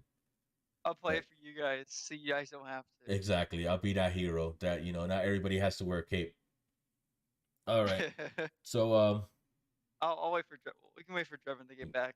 Gotcha. Hopefully he gets back at we're running out of time and we're only on the fucking fourth. You know, I wanted this to be at least 2 hours. It's probably gonna be a little bit over 2 hours realistically, but I don't want to be sitting here for 3 to 4 hours, man. I know Drebin has all the time in the world, but I don't. We can't get carried away and we start talking about a single game for fucking 20 minutes. No, I'm going to basically when he gets back. Yeah, there he is. So pretty much we're gonna basically speed up what we had to say about games, and we're not gonna interrupt as much. We're gonna try not to stay. Unless it's really relevant to basically what the conversation with the game is. I don't want to deviate too much because then we spend basically like we've been spending like 20-30 minutes on one topic. We're only on topic number 4, and we still have a whole list. And like I said, you know, I don't want the stream. I wanted it initially to be 2 hours long, But realistically, with the time and with the way we're going with the list, it's going to be a little bit 2 hours. I just don't want it to exceed 3. But all right, so can we from PvP down? Can we just do rapid fire? Of like these are what I picked for all these categories, and then once we it's only 2 get to the from PvP down. Because I have PvP, guilty pleasure, retro, indie, action, disappointing. Well, basically, we'll give people about 2. We'll give about us each other to about 2 or 3 minutes to get what we need to say, and then we'll go. Okay, so okay. All right, so Spectre, best co-op. Okay, so the best co-op game for me, other than the ones that like other than like what you said before when With we did DRG, Rock, right? yeah. Yeah, the other one would have to be Terraria. Now I know you're probably Kev over 2D, here probably rolling his yeah, eyes, 2D, like, oh, the we're all 2, fucking 2D yeah, Minecraft, 2D man. Minecraft, dude. Yeah, Yeah. but I know it's more than just 2D Minecraft. I just say it because it triggers you and it's funny. yes, I know it. Yeah. Yeah, but Yeah. I played it with some friends like every now and then, like when it first came out, when it got updates like halfway through, and then like Didn't they up receive the until modern day. Yeah, didn't they receive the final Yeah. update already? Okay, whenever they receive. So for these developers, when they say final update, that's not true. They're just gonna keep adding shit. It's They're a just final like, one this week, yeah. yeah, it's the final update this week. Yeah. Well, at least Yeah, at least the one thing I gotta give Terraria is at least they're not like Minecraft where they take like a year of no updates and then they introduce someone, hey man, we got a new special type of rock, and then the whole fucking like fan base, they flip their tables, not in anger, they flip it in excitement. There's the new block, it's a new type of rock. And what's funny is that when it comes to Terraria, they could update every week and they would add like 100 new fucking items. Dude, but I then remember it's like Minecraft takes 6 months to add a fucking. I remember when people were going absolutely fucking crazy because they added bees to the game. I was I on remember that Twitter poll. I remember Oversized bees. Yeah, it doesn't matter. It's just the fact that they added. Yeah, close the bees are obviously like fucking huge because you got to be able to see them. Because if they were super tiny, it's like you won't be able to appreciate the bee that they were so hard. They worked an entire year trying to fucking model. But but anyways, I just remember when the fucking bee came out, and of course I'm allergic to bees, so I was not excited. I don't even play Minecraft. Yeah. I don't even play Minecraft. I hate bees as well. I don't play Minecraft. I don't mind bees because bees are usually chill. Of course, I'm still cautious because the specific ones that you mentioned in that wasp, one video. Wasp, Yellow Jacket. The fuck all of them. Those shits is evil. Yeah, it was an Evil West video. I think that I was in a level where there was a bunch of bees and shit or wasps and flying around, and I'm like, I don't want to fucking be here because it visually is making me uncomfortable because it's like these things, if they sting me, I will have to go get an EpiPen real quick. It's the only thing I'm allergic to is fucking bee stings. It sucks. But anyways, I don't mind bees that much because they normally chill. It's wasps and yellow jackets and all that other shit because they will sting you for no reason, just because they can. You can literally just stand there and they'll like just go up to you and sting you. Yeah, and the thing is that a bee, at least with a bee, it's like it has to be strategic when it stings you because with a bee, I mean, if it they die. They die because the stinger, pretty much the stinger basically rips off, and then basically their internal organs basically like. It's like shitting out your fucking like lungs and everything. It's fucking gross. But yeah, wasps, that doesn't happen with wasps.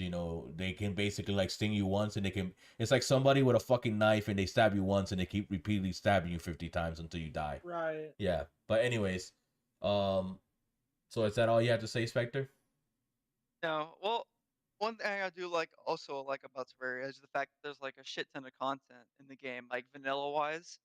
And then like you also have a bunch of modding community that just adds like 5 times the content. It makes it like fucking Dark Souls difficulty and stuff. Oh, like wow. I played. I have a friend who's really addicted to Terraria. Does it have a dodge? Does it have a dodge roll? No. Then it's not Dark Souls. It does. Okay, then it's Dark Souls. Modded. You gotta mod it. Okay, never mind. Okay, it's not Dark Souls then. Yeah, but basically there's a mod called Calamity, right? And it basically adds like 50 bosses, like 1,000 enemies. Does it add sex? Shit like that. They probably could. I mean, they added it to Halo, so why not? Okay, but basically, the two only similar things that Terraria has to Minecraft is just mining and building. Those are the only two similarities that the game has. Yeah, so it's 2D Minecraft. Gotcha. But most but shut up, fuck up. Okay, okay, but most of the time, 80% of the time you're gonna be kill. It's more of a dungeon crawler. You're gonna be killing enemies and fighting bosses, finding a bunch of cool loot, like a fucking looter. It's like a loot RPG fucking game, like dungeon crawler shit, like I just explained. Okay. Right. It's a platformer, so that's basically what it is. Like mining and stuff is and building is just like 20% of it. Because I mean, to get the places you have to mine, and shit. But you don't have to build like crazy shit like you do in Minecraft. Yeah, mods are great. When I try to play games, on the channel, I try to play them as vanilla as possible because I'm trying to convey what the developers intended the game to be before some 14-year-old decided that they wanted to make the zombies fucking anime girls. On I just on that aspect, modders have the they get butthurt feeling. Like I know this from experience because the Arma modding community is basically they have like the fucking feelings of a 14-year-old who's like, oh, I like my modder. Yeah, your mic is cutting off, dude. Oh, I know. Yeah, I was getting loud. But the thing is that your mic was cutting off. No, it wasn't mine. It was Drebin. I wasn't talking. That was Drebin. I know, but yours was a bit ago, like when you were doing the fucking Xenomorph screech and shit. Oh, okay, gotcha. I was probably too loud. Yeah. I mean, same here. But yeah, I know all about the fucking modern. Yeah, but the thing is that where Arma is that at least when you guys mod the game, you're adding like actual like quality of life or weapons and stuff. You're not being a tryhard where it's like I'm playing Skyrim, but like I want to put a fucking Thomas the Tank Engine as a drag. I mean, as funny as that can be, it's just that I like to play games. Hey, Kyle. He's gonna make a clip where he was doing that with his hand to make a gif out of it. Go for it, Kyle. There you go. Do it, please, for us. Yeah, it might be used in my channel at some point. No, yeah, that'll be like one of the fucking stickers or the gift. Have you guys seen the Have you guys seen my Randy Savage Dragon? Don't forget that. Have you guys seen my Have you guys seen my Evil Within Consequence DLC? I'm still watching the Evil Within, so I have to get up to that. There was a part where I was trying to solve a puzzle, but there was one thing I needed to press, and I was getting the solution wrong. And of course, it took me like 5 minutes to solve this puzzle, but I cut it. So like that, what do you call this thing? The Evil Within. I thought it was a good game. A lot of people get frustrated with the upgrade system, but I thought it was a good game. And the combat. The combat. I mean, it is what it is. It's a horror game, and each horror game always makes your character like as fragile as paper mache. Yeah. Fucking Sebastian over here. Yeah, of course. Well, it's like Isaac too. Necromorph can just touch his chest, and his whole and his legs come off. Yeah. No, dude, most of the time when you get killed, Isaac falls on the ground. Yeah, Kyle, they did make a second one. Most of the time when you get killed by Necromorph, right, and you go ragdoll on the ground, and then you just fall apart after you go ragdoll. Of course. It's so dumb. It's the human body is that fragile in real life, You slip and fall, and my fucking torso separates from my legs. Yeah. And I gotta fucking attach myself back together. But anyways, let's move on to the next game. All right, so it was best mobile / portable game. All right, so Spectre. That I don't have. You don't have it. I can get one right now. Just give me a moment. Angry Birds. That was a good mobile game. Oh no. Okay, if do PSP games count? Do what? Do PSP games count? Yeah, it's like I said. That's why I put mobile / portable, because sometimes you want a game on the go. Sometimes you're not at home, or sometimes you're on the toilet. So sometimes you pull out that old DS, PSP, cell phone. And of course, I know a lot of people say cell phone games are trash, and 90% of them are. I'm not gonna disagree with that, but there are some good. All the ones that are gacha games or free, yeah. But there are some legitimately mobile games that are actually good. Now, I did play this for the channel, and Spectre already knows what this pick is without me even telling him for the best mobile game I played this year. You know what it is, right, Spectre? Yeah, I know, but you're gonna say it. All right, I was gonna say it. Okay, but anyways, it is your turn, dude. it I'm is not my gonna turn. answer All for right, you. so well, I wanted you to, but anyways, because you recommended this one to me. So it was Dead Space Mobile. Um, it's not much to say about Dead Space Mobile other than that it's Dead Space in your pocket. Um, but yeah, it's basically the same Dead Space. It has the camera behind your character. Um, there's a shop. You upgrade. Yeah, I played it on the channel Eh, because I played everything that was basically Dead Space, and the way I had to record it was a little bit funky because I was trying to get a screen record. Capture software, which I did, and there was like 3 of them that I tried. And COD Warzone. I used to play COD Mobile when it came out back in like 2020, but I he played said, that. he it, said it JK. He was said JK. it was He fun. said I mean, it JK. doesn't matter. I mean, people like COD. COD is a fun game. If is. people like Call of Duty, I'm not gonna bash them.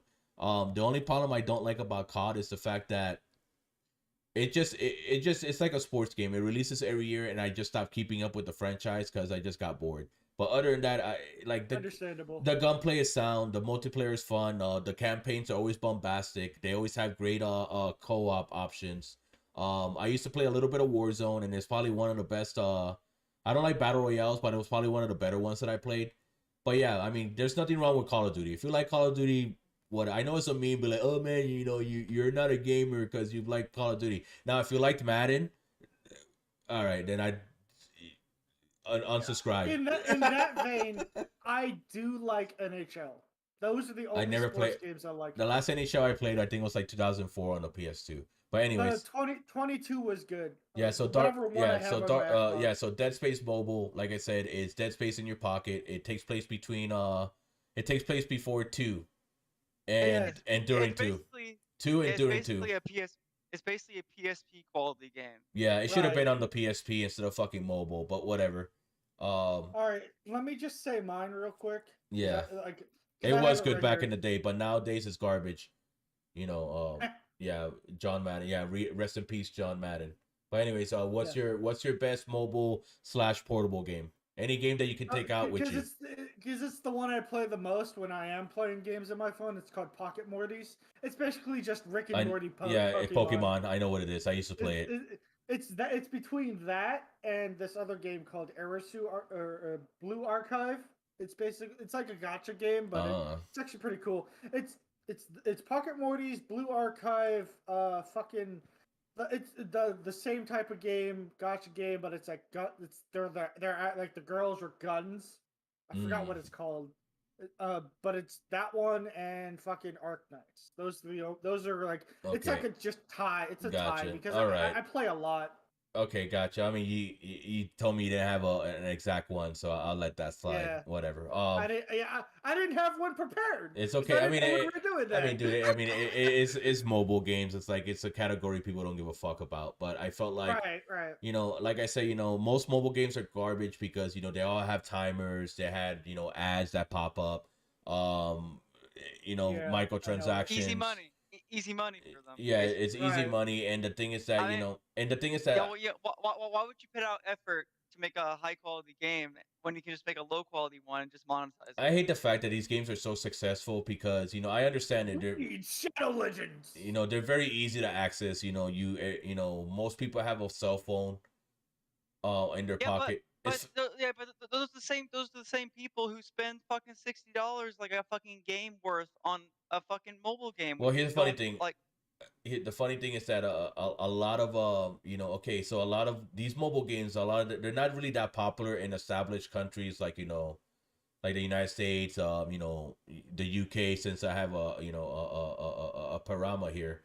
Yeah, but it's mostly like places like in like it's mostly like for example, East and like China, for example, Asia, Swastix. For example, Swastix lives in India. He's one of my moderators, and Swastix he lives in a country that's not as developed as as basically first world countries. Obviously, I've been to India before. It's a third world country. It can be a beautiful country at times, but the infrastructure is not there, and some people live in very poor living conditions. But so of course, when you live in countries like that, you cannot afford the best computer. you cannot afford the best, the new Xbox or PlayStation or something, because the exchange rates in these countries are fucking insane when it comes to products like these. So I almost want to like donate when I get my new rig. I want to just give him my old one, be like, here, just like send it an airmail over to him. If I still had my Xbox One, I would have sent it to him. But I mean, I still have my Xbox One. It's the fucking VCR looking the VCR one, the one that same. Yeah, he has it. Yeah, I mean, we all know what it looks like. I mean, if I was going to give Spastic something, it'd be like an S Series S or like a fucking laptop. Nah. You don't want to. You don't. It's fine. Well, the thing is that also we got to worry about, basic. I see it is in the back. The one thing we also got to worry about is that, you know what, man? A lot of people gave the Xbox One Connect.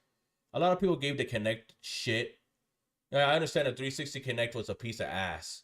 But yes, actually, no, wait. Actually, no, wait. Actually, no, it wasn't a piece of ass, because a piece of ass is a good thing. It was a piece of shit, is what it was. It was the thing that comes out of the ass, the excrement. The excrement. It wasn't an ass. It was an asshole. Yeah, exactly. It was the thing that comes out of the hole. But whatever. But man, that 360, the 360 Connect was a piece of shit. The Xbox One Connect was my favorite thing that the original Xbox One had, and I hate that it lost support. Of course, it already had a bad rep because the 360 one, let's not gonna lie, it was a prototype. They send it out, and then they had the mass consumer market prototype it for them and test out their prototype, and then basically they refined it, because I didn't have any problem. Of course, I wouldn't play Connect games that much, but the reason why I liked the Connect so much was because Xbox on. Xbox on. Yep. I missed that. Yeah. I know it's a stupid fucking, not only that, because sometimes my controller can be, it's like in the other side of the room or something, and and I don't want to get up and get it. So sometimes it'll be like Xbox on off, or sometimes if I want to switch apps, I can be like Xbox play Netflix. Right. Right. And I remember voice commands make shit better. Let's just be honest. I remember when they work, they work. And not only that, I remember when basically when the Xbox One first came out, and when people were playing Xbox One games, I remember one of the things that people used to name their gamer tags were like Xbox turn off or something.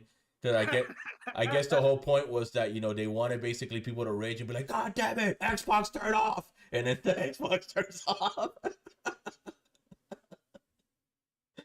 Dude, that would be fucking hilarious. Yeah, but I guess that was the point. But I remember a lot of people having those fucking usernames. So I guess the whole point was if someone raged and they read their fucking name, that the Xbox, the Connect will actually read up the fucking command, and they would just like, it will turn off your console and disconnect you off the server, and then it's like, oh well, you just rage. I just made you rage quit, pretty much. I never heard of that before. That sounds. I remember, hilarious. Yeah, it was back in 2013. It was because I used to play Titanfall a lot, and I remember I used to see a lot of fucking like a lot of people putting like Xbox turn off or Xbox play Netflix, and I guess that was the point. Of course, I don't know, yep. but if someone fell for it, you're a fucking idiot. Yeah. It's like telling someone how to fix their game by pressing Alt F4. Exactly, or delete System 32 makes your computer faster. Damn. So Spectre. Spectre. What's your favorite? Yeah, your favorite mobile. You said it was a PSP game. So what was your favorite PSP game? Well, actually, the one I put on my list was Dead Space Mobile. But since you already it doesn't matter. We can have the same one. I mean, I guess mine would have to go for Siphon Filter Dark Mirror for the PSP. Nice. That was I didn't even know that existed. Shit. Yeah, that's a good fucking. There game. Was two PSP Siphon Filter games. Yeah, there was the last one I don't like as much compared to the one before it. So. Yeah. Okay, so I mean, I haven't beat it yet, but I know the ending, so I kind of pissed off. But gotcha. Whatever. I mean, it's Siphon Filters, Gabe Logan at his best. Yes. But on the go this time around. All right, best PvP game. So we're not gonna spend that much time on this category because PvP is PvP. It is what it is. The one that I played that I got into this year, and I haven't played it in a while. I actually have to get back to it. Has been enlisted. It's free to play. It's made by the same people who do War Thunder. what separates it, it pretty much plays like a Battlefield game. It's just that there's vehicles and stuff, but it's not like how in Battlefield where the vehicles are just parked on the side of the road and you can just jump in them. You have to spawn in with your vehicles. And what separates this from most like Battlefield type first person shooters, it basically you have a squad of AI with you. I think the most you can have, I think, is 9. Yeah. Yeah, the rifle, like Yes, the rifleman. Yeah, it's 9, but of course, it's 8 because you're controlling one of those 9 fucking characters. So and then it switches between them. yeah, you can. Yeah, when you die, you basically switch between another character, or you can switch between them. But it's free to play. It's a first-person shooter set in World War II. They added the Pacific campaign a couple months back, which has been really. I haven't played it yet. It's been really fun. The Japanese side, I mean, the American side, obviously is fucking like, it's good. It's really good. It's good. Whereas the Japanese side really fucking like struggles to survive. Well, it's mostly their vehicles. It's the vehicles, yeah. The first tank you get is not even a tank; it's an AA gun. Yeah, it's a piece. It's a piece of shit. They had shitty like fucking shit. Like any game that has had the Japanese side as like playable, they always, for example, like fucking Bad Company 2, not as a playable side, but like when you're doing that fucking like first World War II thing, those fucking tanks that they had was ass. Well, that's because that's what they were in real life. They weren't they were just straight ass. The only thing that the Japanese had good vehicle wise was the Zero Fire, the Zero Fighter. Yeah, because it's just a flying suicide bomb. Yeah, exactly. That's what it was. It was a good flying bomb because that's what they used it for. Right. They would shoot at you, and then when they ran out of ammo, fucking oh, you were cutting out there, shit. Yeah, I actually voice acted for the game in case you didn't know. So they needed an authentic Japanese speaker, and they called me. That was the first person they thought of. Well, okay, so on the same vein of All right, so that's my PvP choice. What's yours, Drebin? All right, so I have 2, but okay, so before I say mine, are we doing both most disappointing game and worst game of the year? Yeah, this will be before we get to game of the year. Those will be doing both of those. Yes. Okay, so because my choice for best PvP is World War 3. World War 3? Yeah, it's free to play. I haven't tried it yet. It's in my Steam library because I redeemed it. I just haven't installed it yet. I don't have it installed right now. I don't have the room because I have other games. But it's the best free-to-play Battlefield, basically style. Like Battlefield. No, it's basically Battlefield 2042 at launch, but if it was good and it was free-to-play. I see. Yeah. The only downside is they got like character skins that rotate out, and currently the ones that I want. Speaking of Marines, because I'm a fucking Marine head, I love the Marines. Those 2 skins, the fucking Marsoc winner and like the regular Marine, they're gonna fucking rotate out before I can even buy them. Yeah, so to me, I don't even want to play it because of that. To me, skins in a first-person shooter, it's like if I'm playing a fantasy-based RPG and I'm spending like 30 hours basically trying to create my guy, just so I can wear a suit of armor and never see his fucking face. Kyle can attest to this. That's a Fallout moment, dude. Fallout, Elder Scrolls, Dark Souls, basically the only game. Armor 3. How much time me and Kyle spend in the fucking arsenal just making a loadout? God damn. Yeah, but that's different. What I'm trying to say is that you're playing an RPG and it's like you're for example like Cyberpunk. The whole game. I remember one of the biggest complaints of Cyberpunk before it came out was the fact that the game was in first person because it's like it's an RPG where you're supposed to create yourself, and it's like, but I'm gonna spend this much time creating my character, and it's like the only time I can look at myself is anytime I interact with a mirror. Because that's the one thing. The inventory also shows you nude. But that's like you can pick your own genitals. Yeah, I know. But the one thing focus on that. I know that. But the one thing that you cap or no cap. I never played the game. I never played the game myself, but I remember seeing like actual gameplay of it when it first came out. And I have videos on my Utreon of me playing it. Yeah, one of the things I thought was stupid was the fact that you had mirrors in the game, but the only way to see yourself in the mirrors was that you had to interact with the sink, and your character goes up to the mirror and he does one of these things.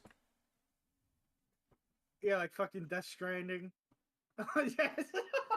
Yeah, clip that, Kyle. Yeah, Clip that. you know. Clip that shit right now.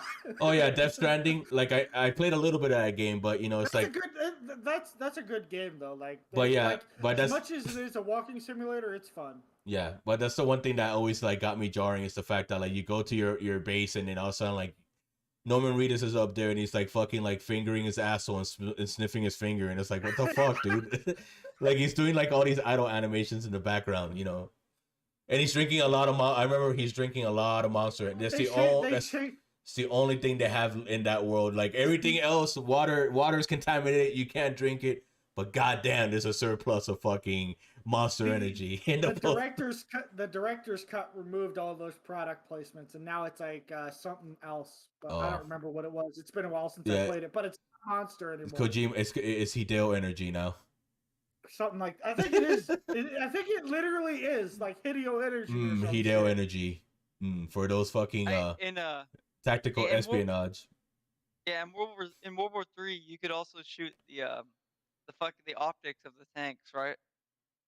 And it would disable their cameras. I think you could. I don't remember.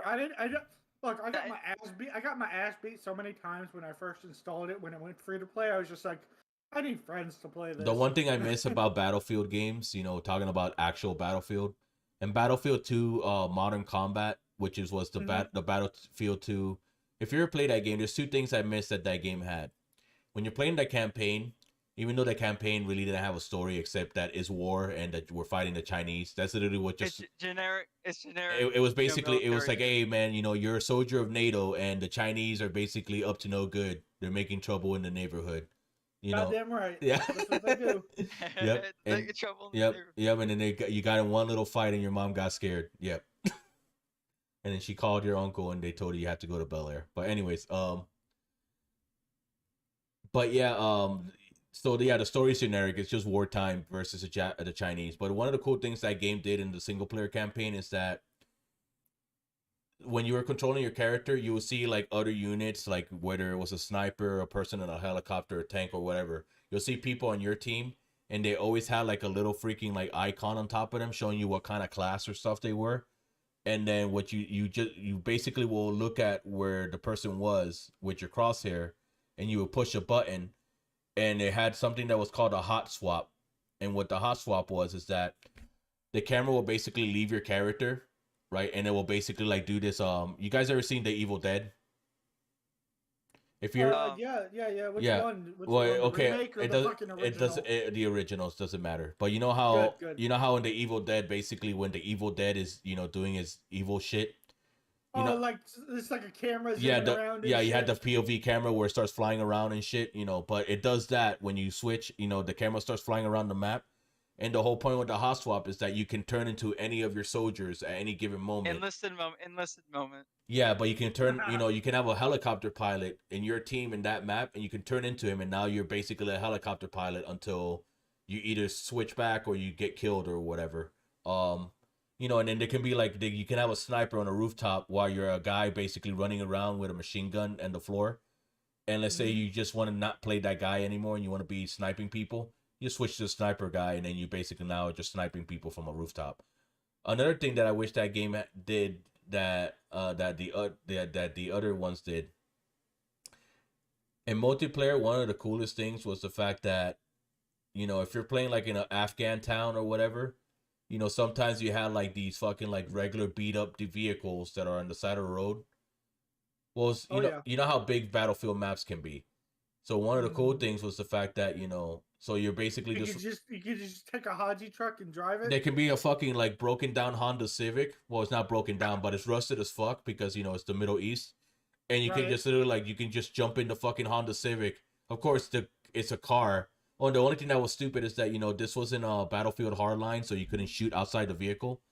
But you could let's say if me and you were playing it, and then like let's say like battle point B is in the other side of the fucking map, and there's no tanks or anything where we're at, and it's like, yo, it's like Drebin, come in, and you can just basically like, of course, you couldn't shoot or anything, in the cars, even if you're in the passenger, which it just in Battlefield Hardline you can, but not in Battlefield 2 Modern Combat.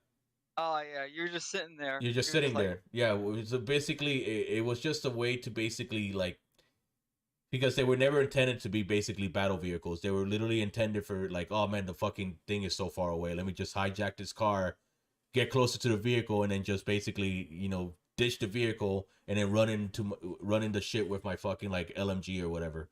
But anyways, yeah. So next game. Oh wait, Spectre, you didn't say. I didn't realize. Spectre didn't say PvP. What was your favorite PvP game? It would probably have to go to Chivalry. Chivalry was a good. That was gonna be my pick. I heard that's good. Yeah, it's on Game Pass right now. So Chivalry 2 is on Game Pass. Yeah, it's pretty funny at times too.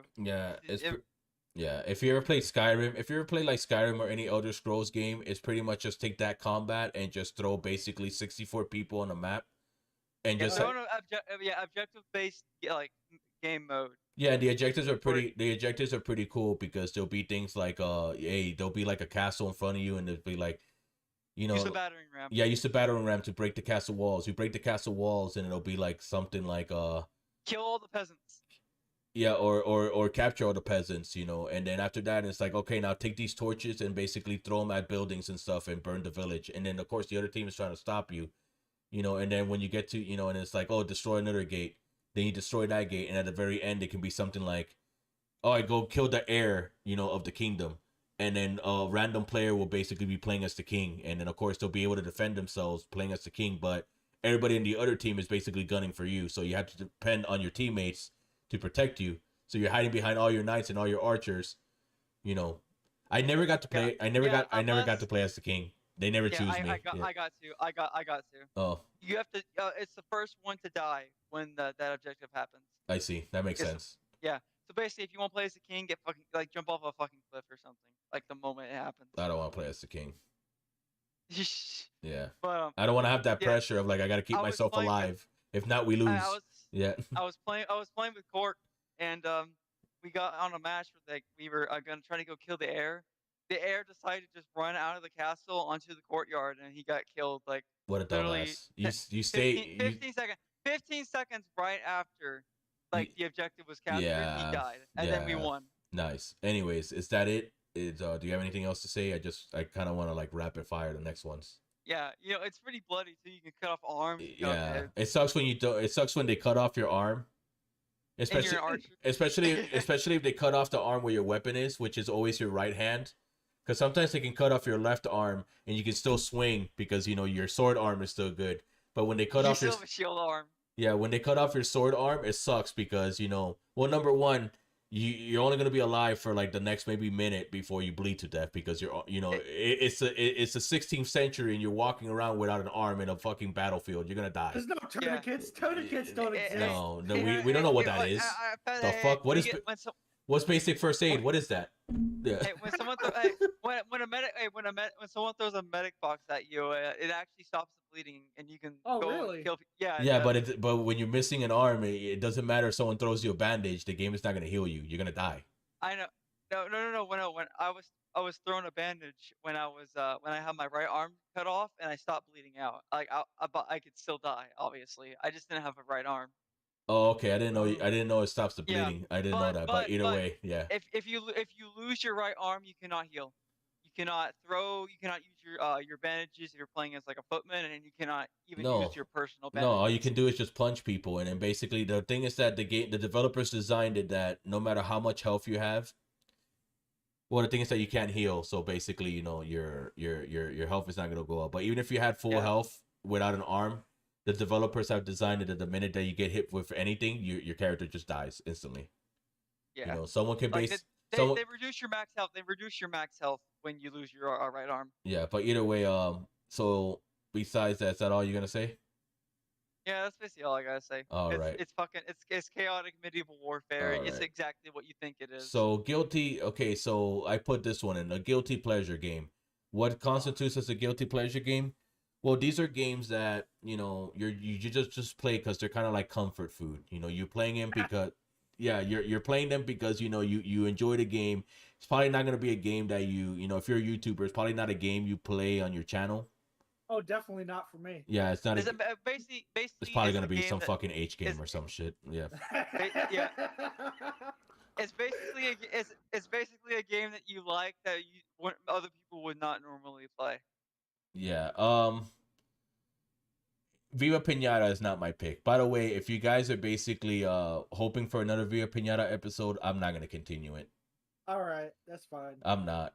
It did okay view wise, but when I asked the Discord, number one, I think you're the only one that said yes, Drebin. I have 2 no's, and the fact that no one commented or even decided to basically vote on it, it goes to show that there is absolutely zero interest, which is fine because I kind of figured the game nobody was gonna watch it. I was actually gonna be more surprised if people were like more, and I'll be like You shit. thank Jesus. Yeah, it's like goddamn, this shit was successful. But I kind of figured even when I was recording it, I even said in the beginning of the video, I'm like, I don't know how successful this is gonna be. It probably won't be. You guys probably won't give a shit about this, and I was right. No one gave a fuck about it. The reason why I played it is because I was trying to branch out, and I was like, let me see if I play. I was trying to like fool the YouTube censors. Let me play something more like family friendly, and see if they basically chill out. And I think that actually that video did more harm than good because I think I ended up losing maybe 2 subscribers because of it. And now I don't know. Like I said, YouTube right now just hid my last 2 recent videos. They're not advertising them. No one's watching them, and I don't know why, but whatever. It is what it is. But anyways, my guilty pleasure game is there's a game that I used to play. I played this years ago, but I actually came back to it recently. It's it's a game called Vendetta Online. What and I know I told Drebin about this before. What's Vendetta Online? It's a space MMO. If you're played or seen things like Elite Dangerous, Eve Online, anything like that, it's pretty much one of those type of games. You're always a spaceship. You're always flying around in space. You're like, you don't hop off. I mean, you can stop at stations to basically like buy ships, repair ships, or basically like you know, buy weapons and ammo and stuff like that for your ship and upgrades.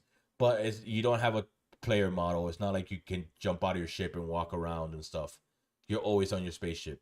So the reason why I like this game, well, this game number one, it's been around since 2002. They keep updating. It's been around for 20 years, which is fucking crazy. The game has decent graphics for what it is. Of course, the developers have updated the game for the last 20 years by a small team. It has its own engine called a NOS engine, and it's pretty well optimized because despite it being a 20-year-old game, it runs perfectly in any fucking modern operating system. Just download it, click on the exe. Just if you're interested in what I'm explaining to you, just look it up in Vendetta Online. We can play together if you want. I need people to play that game with me anyhow. I'm by myself.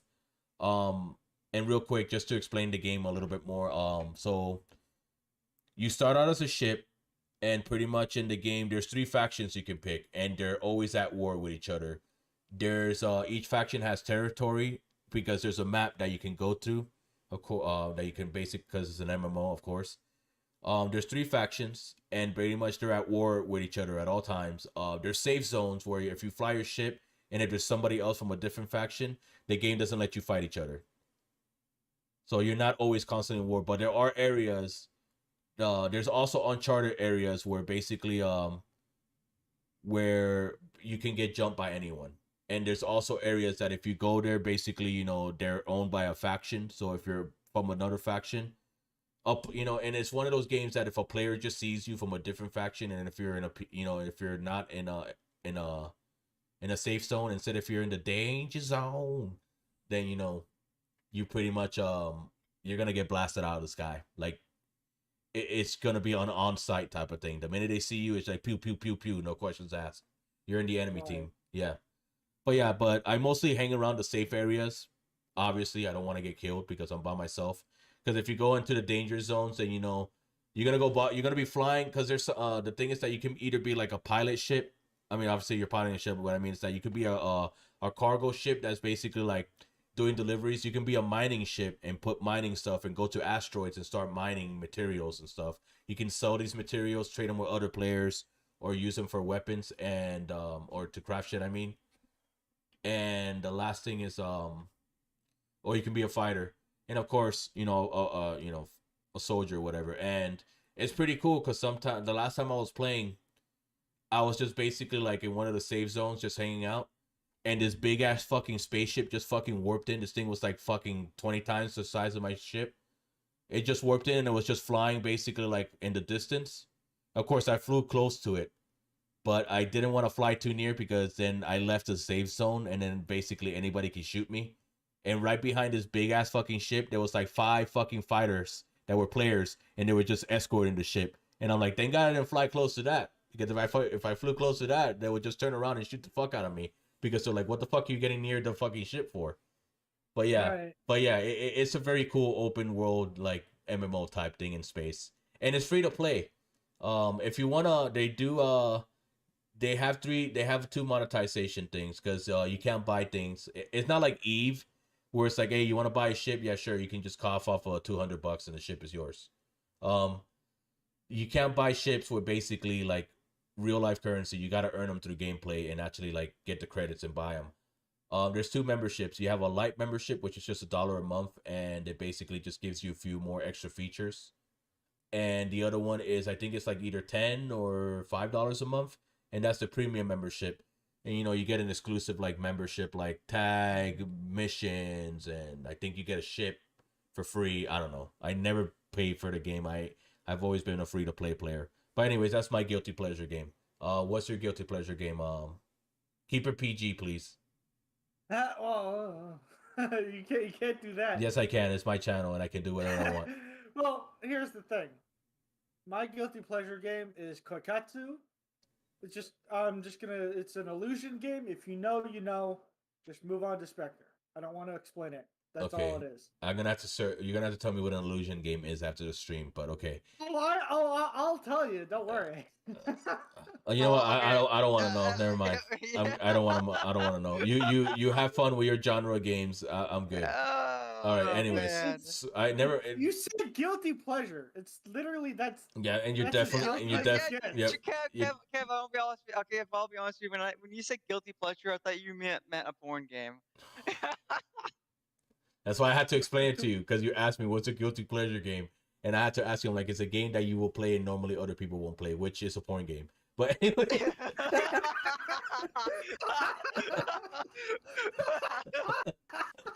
But anyways, what's your guilty pleasure game? Okay. What's a game that you like to play, and that if you if you tell other people you play it, they're basically like, why are you playing that? Again, a porn game. Can you hear me? Hello? Yeah, I can hear you. It was cutting out. It was cutting out. Why did you? You sound like Mickey Mouse there for a second. You were like, "Can you hear me?" Oh. Anyways, what's your guilty pleasure game? I pit it's an RTS, all right. All right, that's cool. Okay. So it's Star Wars Empire at War. There you go. You're always talking about. It's no one really plays it anymore, other than like the dedicated modding community and all that shit. Yeah. But it's a pretty fun. It's your run of the mill RTS game, but it's pretty unique in what it does. Is that all you're gonna say about it? I know that game because former friend got me into Sins of a Solar Empire, and he said play Empire at War first. And I was like, okay. That's why I don't like RTS, is because we would spend like 4 hours in a fucking game, and I was just like, and I would be the first one dead. That was the worst part. The longest game section I ever had in any game. Me and my friends, we were playing Civilization Revolution. I know how that goes. It's day long. Which is a 360 like so pretty much the first console port of any Civilization game was Civilization Revolution, and it was the one game that actually got me into the franchise because I didn't have a PC nor so pretty much Civilization Revolution is that it's a more simplified, streamlined version of Civilization. It's supposed to basically make the game like faster. It's almost like playing Monopoly on fast rules. I don't know if you guys know, like if you have Monopoly, like if you open the rule book, there's rules that you can like cut the game in half that are actually official, so like that the game is faster paced, so like that you're not spending fucking like a week trying to basically negotiate with your fucking your sister because she doesn't want to give up fucking one piece of land or whatever. But anyways, but yeah, it took the one game section I had with friends. It was basically me and 3 other people. It took us about an 11-hour game section. Of course, we took bathroom breaks and stuff like that, but the game was still going, and we were in an Xbox Live party, and we spent the entire day. I ended up losing. I think my friend fucking Johnny won, but anyways, but yeah, so is that your guilty pleasure game? Yes. Okie dokie. So he plays an RTS. All right, best indie. Now I didn't play a lot of indies this year. The one indie that I played in, it technically it's not a full game because it's a proof of concept. It was more like a demo, but I think there was enough content there to basically make it intriguing. Now, I did make a let's play of this video. It was one of the first things I did on the channel. It was a game called What Lives Below. Oh yeah, it's Subnautica, the PS1 game. No, right? no. That's Treasures of the Deep. Oh, okay. And that wasn't an indie game. That was a high AAA game at the time. But yeah, no. So What Lives Below was it's a let's play on my channel, but just to basically explain the game, it's a proof of concept. The developer wants to basically make this into a full game someday. I got it from itch.io. I'm sure there's other places you can get it, but that's where I got it from. There's 4 bosses, and the whole game is that it's played in a first person perspective. You only have a harpoon and I think a fire sting. No, it's not a fire sting. It's a harpoon and a welding gun. That's the only 2 items you have. So pretty much you're in a little boat the whole entire time, and you gotta drive this boat. And then there's 4 sea monsters you gotta fight, and these bosses are basically they do different things. And so you're basically having to navigate. You're having to manage the boat by driving and make sure you don't drive into anything or the monster. And you're gonna have to shoot the harpoon at it. And there's different harpoons you can shoot, and each monster has a different weakness to harpoons.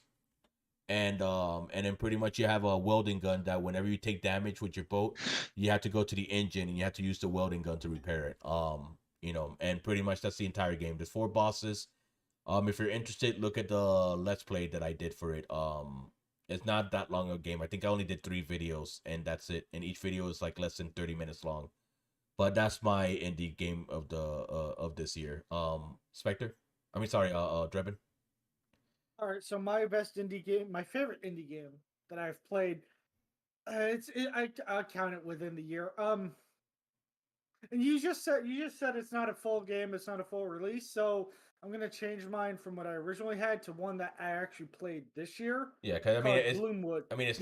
Gloomwood. Yeah, because I mean the one that I played is technically a game. It's just that because you have 4 bosses. It's just that after the 4 bosses is over. So yeah. Right. Basically, after the first after you get to the lighthouse, the game's over essentially. So it's the same deal for Gloomwood. Like it's so basically all the fucking like games by David Szymanski kind of like are in this category for me. His games, other boomer shooters like Viscera Fest, fucking H-Rot, all that shit. But if I have to pick one, I pick Gloomwood. All right. Is that all you got to say? Yeah. Also, well, before we get into the next category, apparently Twitter decided to what's it called? Or like fucking Elon decided to make it against the rules, against policy to have link trees to your other social medias. So whatever. I know. I told you to get a Twitter a while back. Don't. I wasn't planning to. Even though you told me I wasn't planning to, I just said okay. It's just useless now because it's like, what the fuck am I using Twitter for? It's shit. It was always useless. Yeah. Right. It was. When Elon bought it, I know he bought it just to he was telling what the hell is that sound? What the hell was that? Okay, I was scraping in my microphone. Oh, I see. There was some dust on it. There was it was making this sound. Hold on. Let me get a better ring. Yeah, don't do that again. It sounds like a fucking. What? Yeah, don't do that again. What does it sound like? What does it sound like? Sounds like a fucking like frog like dying. Yeah. Yeah. Glad you avoid. Yeah, I avoided that platform too. Aparama. So I never had one. So, But Yeah, anyways, it's okay. So the main reason I had it was just like because I'd had it for ages, but now it's really just useless to have. Like, because like now you can't even fucking what's it called? promote yourself now, pretty Promote much. yourself. Essentially, you can't promote your Discord. Can't have a link tree. Can't have Can't your do a Discord. YouTube. Yeah, no YouTube videos. It's so it's like because you know why? It's probably because he's probably eventually gonna try and rival YouTube. The only use that Twitter has is porn. Yeah, literally. I mean, that's Yeah, like, and they're getting rid of that. But anyways, let's move on. This is a video game show, not a fucking social no, media show. I'm sorry. I had to fucking No, say that because it's okay. Because it pissed me off because I was like, well, now It's I couldn't okay. use Well, my thanks for Twitter. letting me know. I mean, I wasn't gonna get a Twitter, but now for sure I'm not gonna get a Twitter. But anyways, Okay, so so you said so Gloomwood. Next is Retro, right? No, it's Spectre's next. Okay, it's basically Deep Rock. Okay, gotcha. All right, we already talked about Deep Rock, so gotcha. I didn't wait. Did we do retro games? No, that's the next one. Oh, okay. Then I had mine backwards. Okay. Okay, so best retro. So sorry, Spectre, it's not gonna be the thing.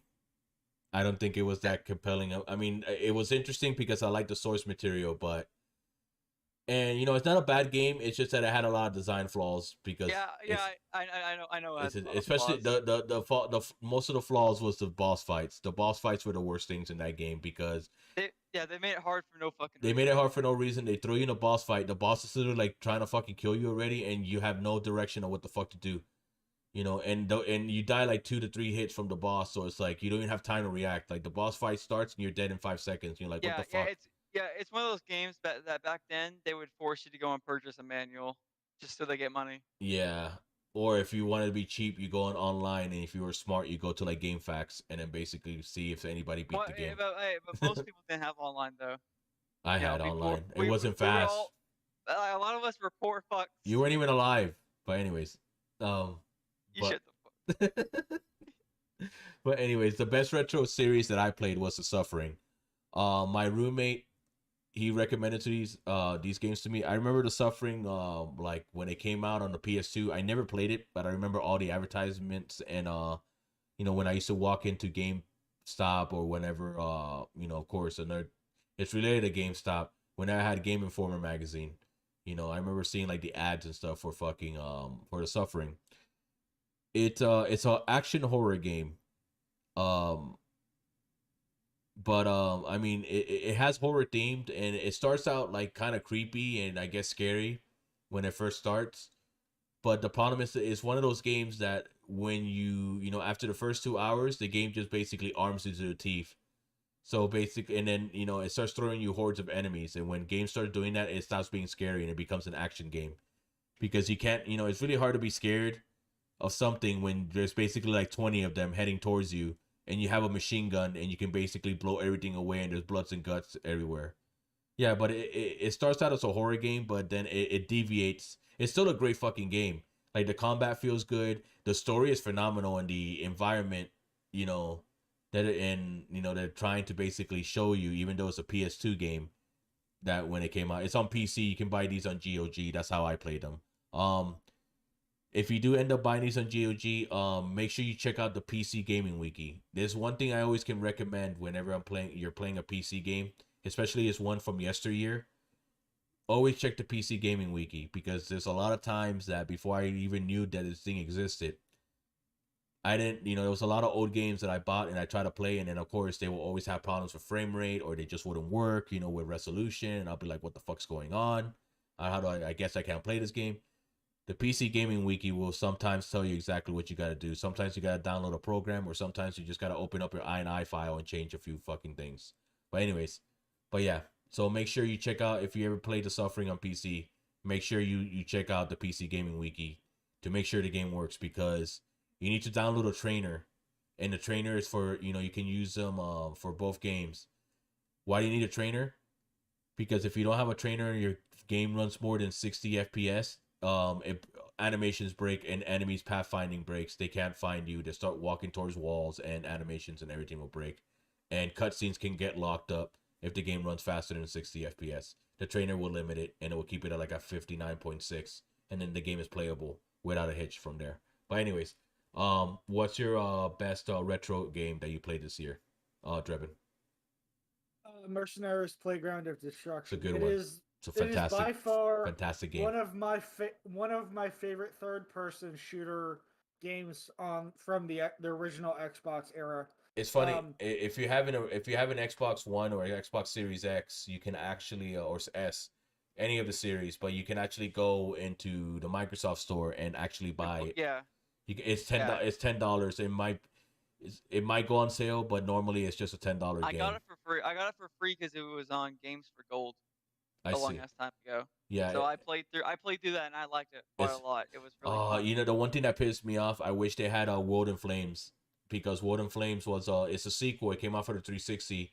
It's way better. Even though if you look, it's amazing that game the sequel turned out better than the original, because if you look at the development history, or if you follow if you ever look at the development history of that game had development hell issues. Like, producers kept walking out the door. They were working on a new engine, and they were working on next gen consoles, and they weren't experienced with the new engine or the next gen console. So the game had a lot of technical issues. There was bugs. They really struggled to get this game out the door.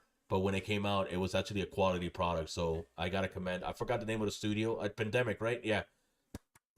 Pandemic. You know, you guys actually did some good fucking work. I don't know. I know for a fact no one's gonna watch this from the development team, but if by some chance you just stumble upon here and you decide to listen to two random dudes for over 2 hours, all right, cool, man. You guys did a fantastic job getting that game out the door.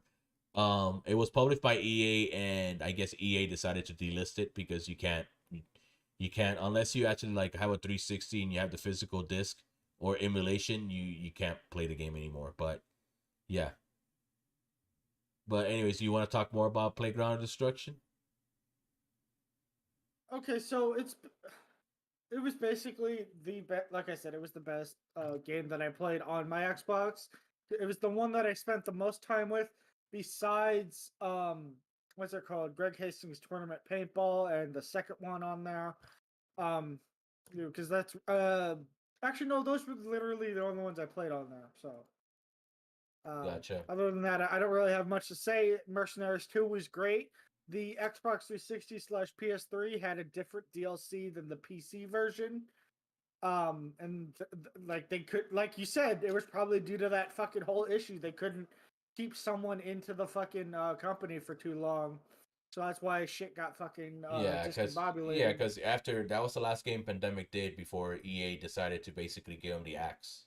You know, and yeah, that was a stupid move, to be honest. I want my fucking Mercenaries 3, goddammit. Yeah, you're never gonna get it. I know, unless I make it myself. Yeah. Yeah. Yeah.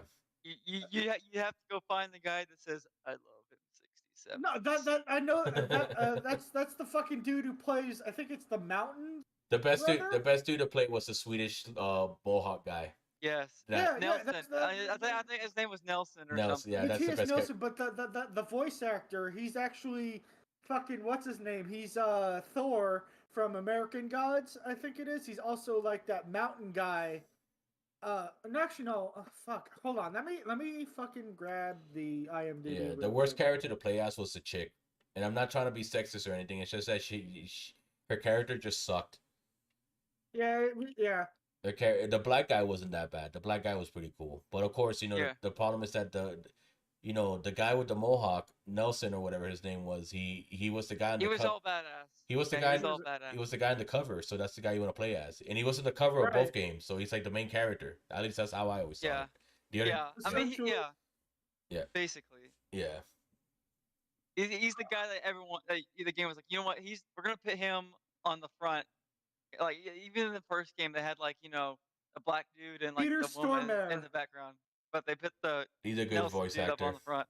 Yeah. He did a lot of fucking. What's his name? Peter Stormare. Peter Stormare. Yeah, I found it. Yeah, it came up on. He's a Swedish man. I think he's in Fargo. He's in John Wick Chapter 2. He's in Constantine 2, Armageddon. Constipated 2. Yeah, he was in a lot of shit. Like fucking. Hold on, I'm trying to see. He was in Bad Company. Oh, I know that was a movie. Yeah, and that's the game. Yeah, it has to say Battlefield. He was in The Big Lebowski. Nice. I love that movie. Where's the money, Lebowski? Wind Talkers. He was in. He was in. Fucking 22 Jump Street. Ooh. My name is Jeff. My name's Jeff. My name's Jeff. He was in Penguins of Madagascar as the corporal. Nice. Yeah, he was. Yeah, it was great. Yeah. I used to watch that show on Nickelodeon. I thought he was. Wiskowski. Status report. Right. That show was great. Like we could have a whole other fucking we'll probably have a thing on that. We'll probably do one. Yeah. So the next one, sorry, it was we're still in retro. What's the best retro game you played, Spectre? Okay, my vote would have to go to Siphon Filter. Yeah, boy, that's right. Yeah. That's literally your fucking icon there, but boy. Did you play that this year though? Yesterday. Okay. Yeah. You know what? You're not even lying. You're not even lying. I did play it yesterday as well. We were on voice chat when you was. I was Splinter Cell. I was playing Splinter Cell. You're playing Splinter Cell. Oh wait, yeah. Yeah, and I caught him set a fish, fucking fish salmon, dude. Fish salmon, dude. Fish salmon. Oh, when I eventually at some point in my channel, I don't know when, but at some point I'll play the Splinter Cell games, and that's exactly what I'm gonna be calling him the whole time. Fish salmon. Fish salmon. Secret NSA agents. Fish salmon. Fish salmon, boy. That's right. Fish salmon. Yeah, but basically, I think the only Siphon Filter game that I played was the fourth one for the PS2 back in the day. But I think either earlier this year or it was either late last year. I forgot, but it was around that I started playing the original trilogy and the PSP titles. Yeah. And then we're being flanked. Hey, Waffles. Waffles. Hey, look who it is. Yeah, look who decided to show up in our front door today. All right. Being flanked. All right, so for some reason I thought you were gonna say what my guess that you were gonna say, Spectre. I thought you were gonna say Perfect Dark. Oh yeah. That would have been his best co-op game, to be honest. I like that. You know what? Yeah. Yeah. I thought that was gonna be your pick because we had such a good time playing. I mean, it got frustrating at some points, but we did have a good time, and I thought that was gonna be your That's why yesterday when I said I can't wait to see what your retro pick is, I literally thought it was gonna be Perfect Dark, but you disappointed me, man. I thought his best co-op game was Dead Space 3, to be honest. Dude, I'll be honest with you. I had that as my first co-op pick. I had that too. I had that too, but then I was like, I was like thinking, okay, it's more of a story-based game. It's not really a game that you can play indefinitely. Yeah, you can. It was designed for co-op. Even though at some points it feels like it's not. But when you think of a co-op game, you think of something like fucking, Ready or Not, Terraria, shit like that. Yeah, right. I was thinking of Dead Space 3 at some point, but then I'm like, but Deep Rock Galactic though, and then that's what I wrote down. I mean, you're right. You're right. But anyways, game, Deep Cock Galactic. Deep Cock Galactic. That's right. Yep. You like it deep, boy? Yeah. All right. So this originally I did not list this category, but I wanted to put it because I've been having a fun time with this game, even though I haven't beaten it yet. Evil West is my best action game. The combat in that game feels really good. It's mostly a third-person brawler. Of course, you have guns. Pretty much, basically, you're going around, you're punching things. You have a gauntlet in your hand. You play as a vampire hunter called Jesse Rentier, and you belong to the Rentier Institute that your father built. And pretty much it's set in like the early America, like the 1800s, late 1800s, early 1900s. I forgot exactly what's the actual year, but it takes place in that time where it's like, America is still like growing, it's still industrial, it's still kind of the old West type feeling. So I guess it's still the 1800s, and pretty much you just work for you're a vampire hunter that works for an agency, and you're going around, you're killing vampires, you're killing other types of creatures. There's werewolves, there's spiders. And the game gives you a pretty cool arsenal. you have a 6-shooter that all you gotta do is just tap the you just tap the trigger. Like, you don't have to ADS. You tap the trigger and he uses the 6-shooter. If you do ADS, then he either uses the bolt gun or he uses the rifle. And then there's a button for like a shotgun that you can use to basically do crowd control. It runs on a cooldown, so you can only shoot it once every like 15 seconds or so. But the whole point of the game is that you're running around and you're just punching things, and they put you in these arenas. And the game, I'm like 6 hours into the game at this point, and the game keeps throwing me new enemy types. Every single level they keep introducing a new enemy. Most of them are basically just like the same enemy, like just slightly reskinned. But there's enough variety to their attacks that it makes them feel like they're new enemies, even though, because for example, there's a werewolf enemy, a lichen, and then there's I forgot what they call them, but there's another lichen that's basically got mutated with a spider. They both do the same attack patterns. It's the only difference that the one with the spider, whenever he attacks, he shoots out web, so he can basically get you stuck in one place, and then you gotta revolve your whole strategy, basically avoiding that. There's also a flamethrower. Like I said, if I bought this day one on Steam. It was made by Flying Wild Hog, which are the same people who did the modern what's it called? God damn it. Shadow Warrior series. I haven't played those games. I never even played the original Shadow Warrior, which was a build engine game. But you know what? The fact that I'm enjoying Evil West as much, I might check out Shadow Warrior and actually play it for the channel and do the whole entire trilogy, because I know there's 3 Shadow Warrior games for the modern series. But anyways, that's my best action game. What's your best action game, Drebin? Best action game? Yeah. I just finished the series, so Warhammer 40k Space Marine. That was your best action game? Yeah, it was. Oh my god. I have to play it because the sequel's coming out. Yeah. Yeah, it was so fucking good. There was a part that I forgot what happened. Yeah. And when I got to it, I was like, oh fuck. Nice. Oh, fucking, it still hits you like you fucking. Oh yeah, god. And that's and Warhammer 40k has always been a franchise that is like, I don't know anything about the franchise, but it's like it always looked cool because you have like the medieval aspect of shit, where you're fighting goblins and rats or whatever, and then next thing you know, it's like you got these space marines that are using fucking like, assault rifles and shit, and they have like these big ass fucking swords, and they're wearing these big bulky fucking armor. It always looked fucking cool to me. It's just that, it's a whole tabletop series. It's a whole bunch of lore because the series has been out for a long ass time. But that's definitely, if there's a Warhammer game I always wanted to play with Space Marine. Why? Because it kind of reminds me of Gears of War. But yeah, is there anything else you want to add to it? No, it's just a really good fucking Warhammer 40k game. All right. And you guys can watch his playthrough on his channel. Yeah, it's okay. So Waffle says it's dated, but here's the thing: it's still good to this day. It may look a little like polygonal or not very good texture wise, but it still fucking holds up. Yeah, because it was a 360 era game. Yeah, the next game I'm going to be playing in conjunction, because I'm probably not going to do High on Life just yet, because I'm actually going to wait until I can actually get that legitimately, because fucking the current version I have, they're not updating it. Of course. And I'm like, of course. There's some shit going on with the game that I know has already been fixed. So what I'm going to do is Ace Combat 7. Thank you. Yeah. Did you get your hot us to work? No, but I'm just gonna say fuck it and use a controller, because there's what do you call this thing? There's YouTube. There's a specific HOTAS that works with it.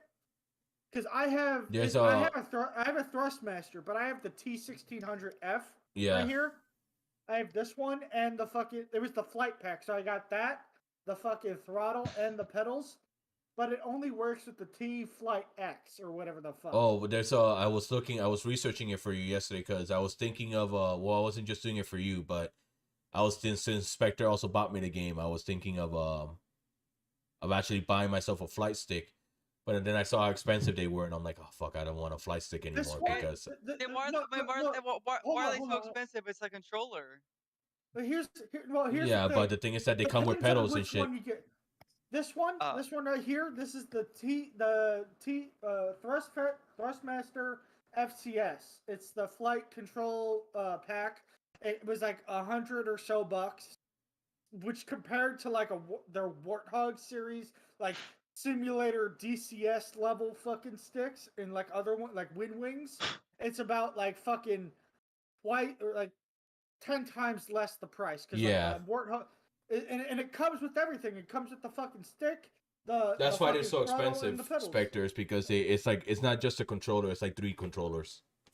No, this one isn't even expensive. Like I said, the fucking Warthog one where it's like the A10 Warthog's actual stick and fucking throttle. Well, yeah, that's like $1,000. Well, what I was gonna mention is that I've been seeing that there's a third-party program you can install, and you can and for Ace Combat 7, that that you can basically program it so it can read an unsupported stick. If you can send that to me afterwards, I would. Just search for it. Just put Ace Combat 7 on YouTube and put unsupported fly sticks, and there should be a YouTube video started popping out of people basically like doing tutorials of this shit. But yeah, because mine is technically recognized as an Xbox 360 controller or like an Xbox. So it's like all fucked up. But if I can get a program that changes that would be great. By the way, I was just looking at the chat right now. I see you guys are talking about Warhammer 40K. I have Dawn of War. I played it. That's the only RTS I will actually play. What do you call this thing? One I do recommend, if you should try Supreme Commander. That was a good one. Supreme Commander 1 and 2 are good RTSs. But to go back to what I'm reading in the chat, I have a friend named Cage. He bought Warhammer 40K Dark Tide, and from what he told me is that the game is unoptimized when it comes to co-op. And Drebin was telling me the other day as well that he was looking at a streamer stream it. The game crashes if you're playing on co-op. Like, you'll just be playing and it happens randomly. You'll be playing and it just crashes, and I heard that it doesn't just crash for you, it crashes for your whole entire party. So no, the streamer I was watching, it was just him. Oh, it was just him? I've been hearing otherwise. I heard that it closes the entire lobby. Yep. Here, let me put this into context. This dude's got a 4090, like fucking 64 gigs of RAM, a fucking current gen, whatever the fuck Intel CPU. This is one thing I said in my current Evil West video while I was playing it. Because the game has micro stutters every now and then. Anytime something new happens, like a new enemy pops up, or whenever an enemy does a Oh, I get it. Okay, but either way, I've been hearing conflicting reports. All I know is that the co-op right now it crashes. But I want to play it, but I can't even run it. But like I said, like I've been saying, I said this in my Evil West video, and I've been saying this now because it's been pissing me off. It's been pissing me off lately, and the Callisto Protocol kind of kicked this fucking argument off in my fucking head. I hate the fact that nowadays when you buy a game, and I know this is not a problem that's just been happening. I've been choosing to ignore it, and I'm gonna state it right now. Especially with PC ports, I hate the fact that you buy a game, it's highly anticipated. It has millions of dollars into it. It has talented people basically work on it. You get the game, you download it, you basically click the exe file, and now the game basically doesn't work. Like, I mean, it runs, but it runs poorly. Because, the Callisto Protocol, I couldn't get that to run and record. I actually refunded the game, and I'm going to play it on my Xbox Series X because it's supposed to run a lot better there. 60 FPS, basically at 4K visuals. Well, 1440, because I'm going to play on performance mode because I really don't care about the ray tracing. And then plus, if I have all that ray tracing bullshit on, then the game runs at 30 FPS. I'd rather the game run at 60 FPS from start to finish, than it running at mostly start to finish. Yeah, because it might drop down to like the 50-ish because Yeah, because I told you that like during like a cutscene or something. Well, apparently they optimized it to the point that it doesn't really do that anymore. Like apparently there's probably like 1 or 2 parts that might do it. I'm just going by what people are saying and developers are going, because I've been basically researching this game and looking exactly if they've been fixing it so I can play it on the channel. But I gave up on the PC version because they're taking their sweet ass time optimizing that, and they're focusing more on the console side of things, because why wouldn't you? Most people play on console anyways. And yeah, so I'm gonna buy that for my Series X, and I'm gonna play that for the channel very soon. So yeah, like I said, a lot of people say it's a huge disappointment. Hey man, let me get disappointed in the Let's Play. I'd rather play it for myself, because people told me that The Evil Within was a garbage ass game, and I beg to differ. People told me that Dead Space 3 was terrible and don't play it for the channel, and I actually had people saying that I'm just not gonna watch it. Cool. I thought it was a fantastic game, and thank you, Spectre, for playing it with me. But yeah, of course, it's the weakest in the series, but I thought Dead Space 3 was a good game. Yeah, it was a lot better than fucking Ignition. Let's be honest. Anything's better than Ignition. That game's garbage. But anyways, alrighty. So we got best action. We got 3 more categories left, guys, and it's the basically. Damn, man, you guys keep forgetting about. Oh, sorry. Because dude, because you're quiet 90% of the time. But anyways, what was your best action? Mate. Yeah, what was your best action game? Perfect Dark. There you go, Kev. There you go. Best action game, Perfect Dark. What did you like about Perfect Dark? I like I like all the animations and like the music and stuff in the game. It was pretty nice. The gunplay was pretty smooth. What was the thing you didn't like about the game?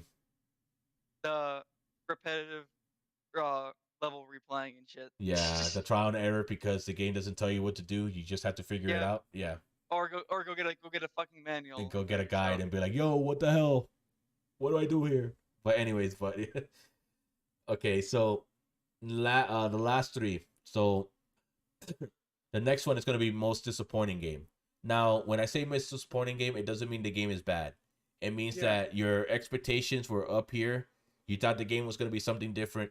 You played it. It wasn't exactly what you expected, and it disappointed you. All right, so my biggest disappointment of this year was Scorn. Is that what you thought I was going to pick? Actually, yeah, I did. Okay. I figured as much. Yeah, Scorn was my biggest disappointment of the year.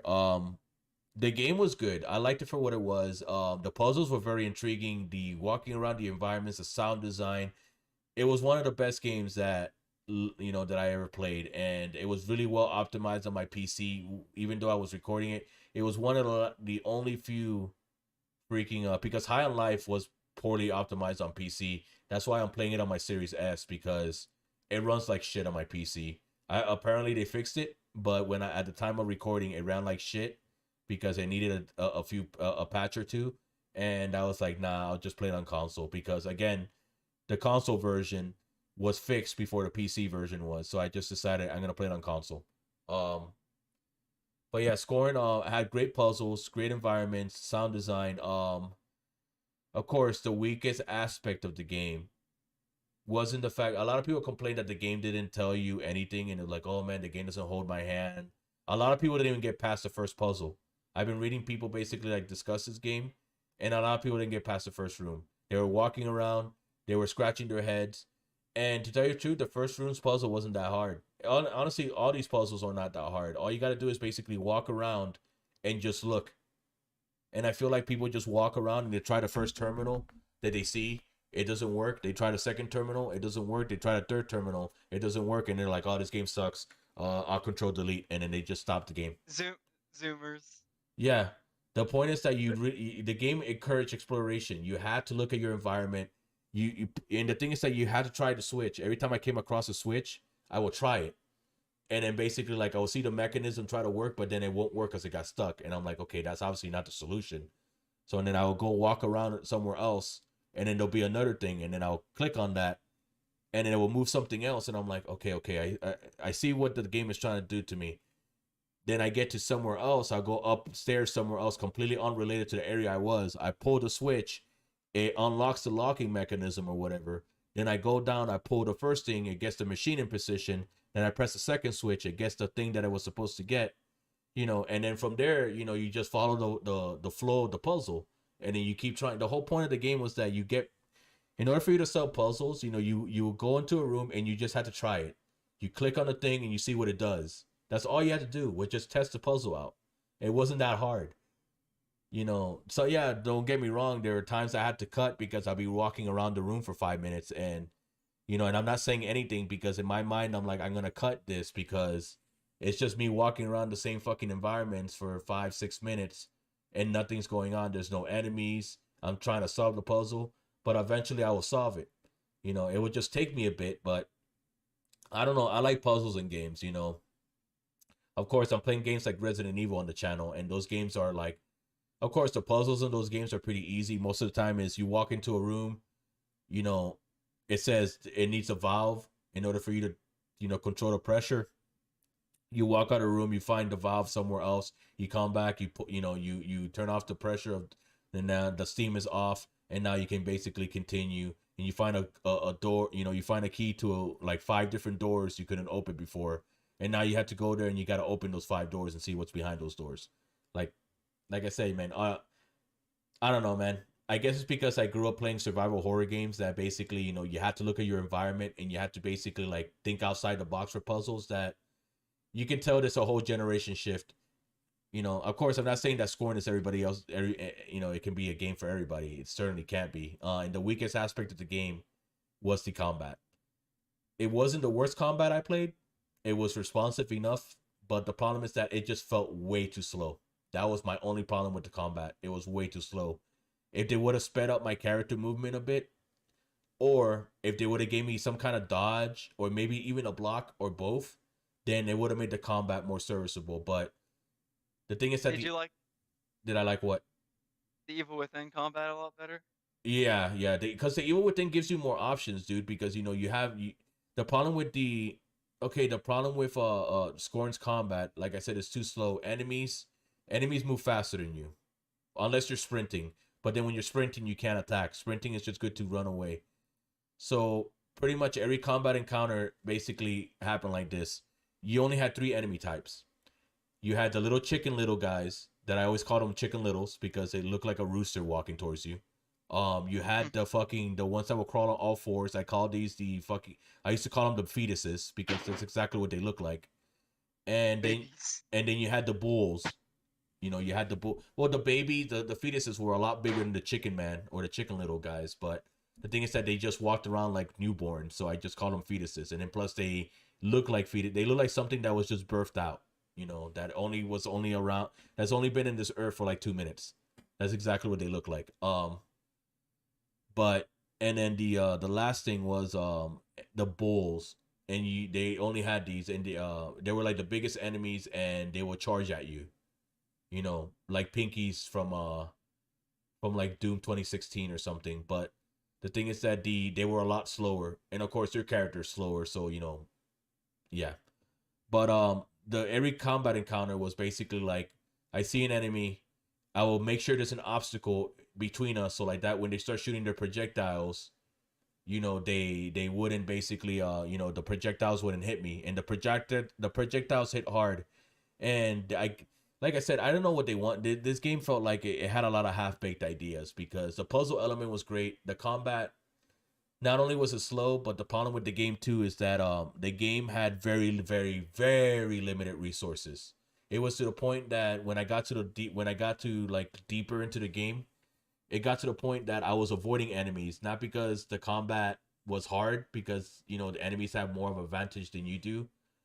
But the problem also was the fact that the game will only give you so much health for you to basically keep healing yourself. The game only has so much ammo.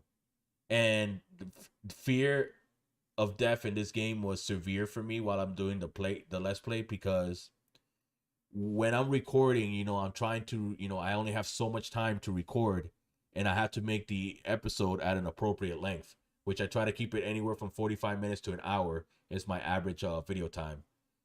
The problem with scoring is that you'll be walking around for 20 minutes, just in the environment, and you'll see an enemy, and all of a sudden you will die in that enemy encounter.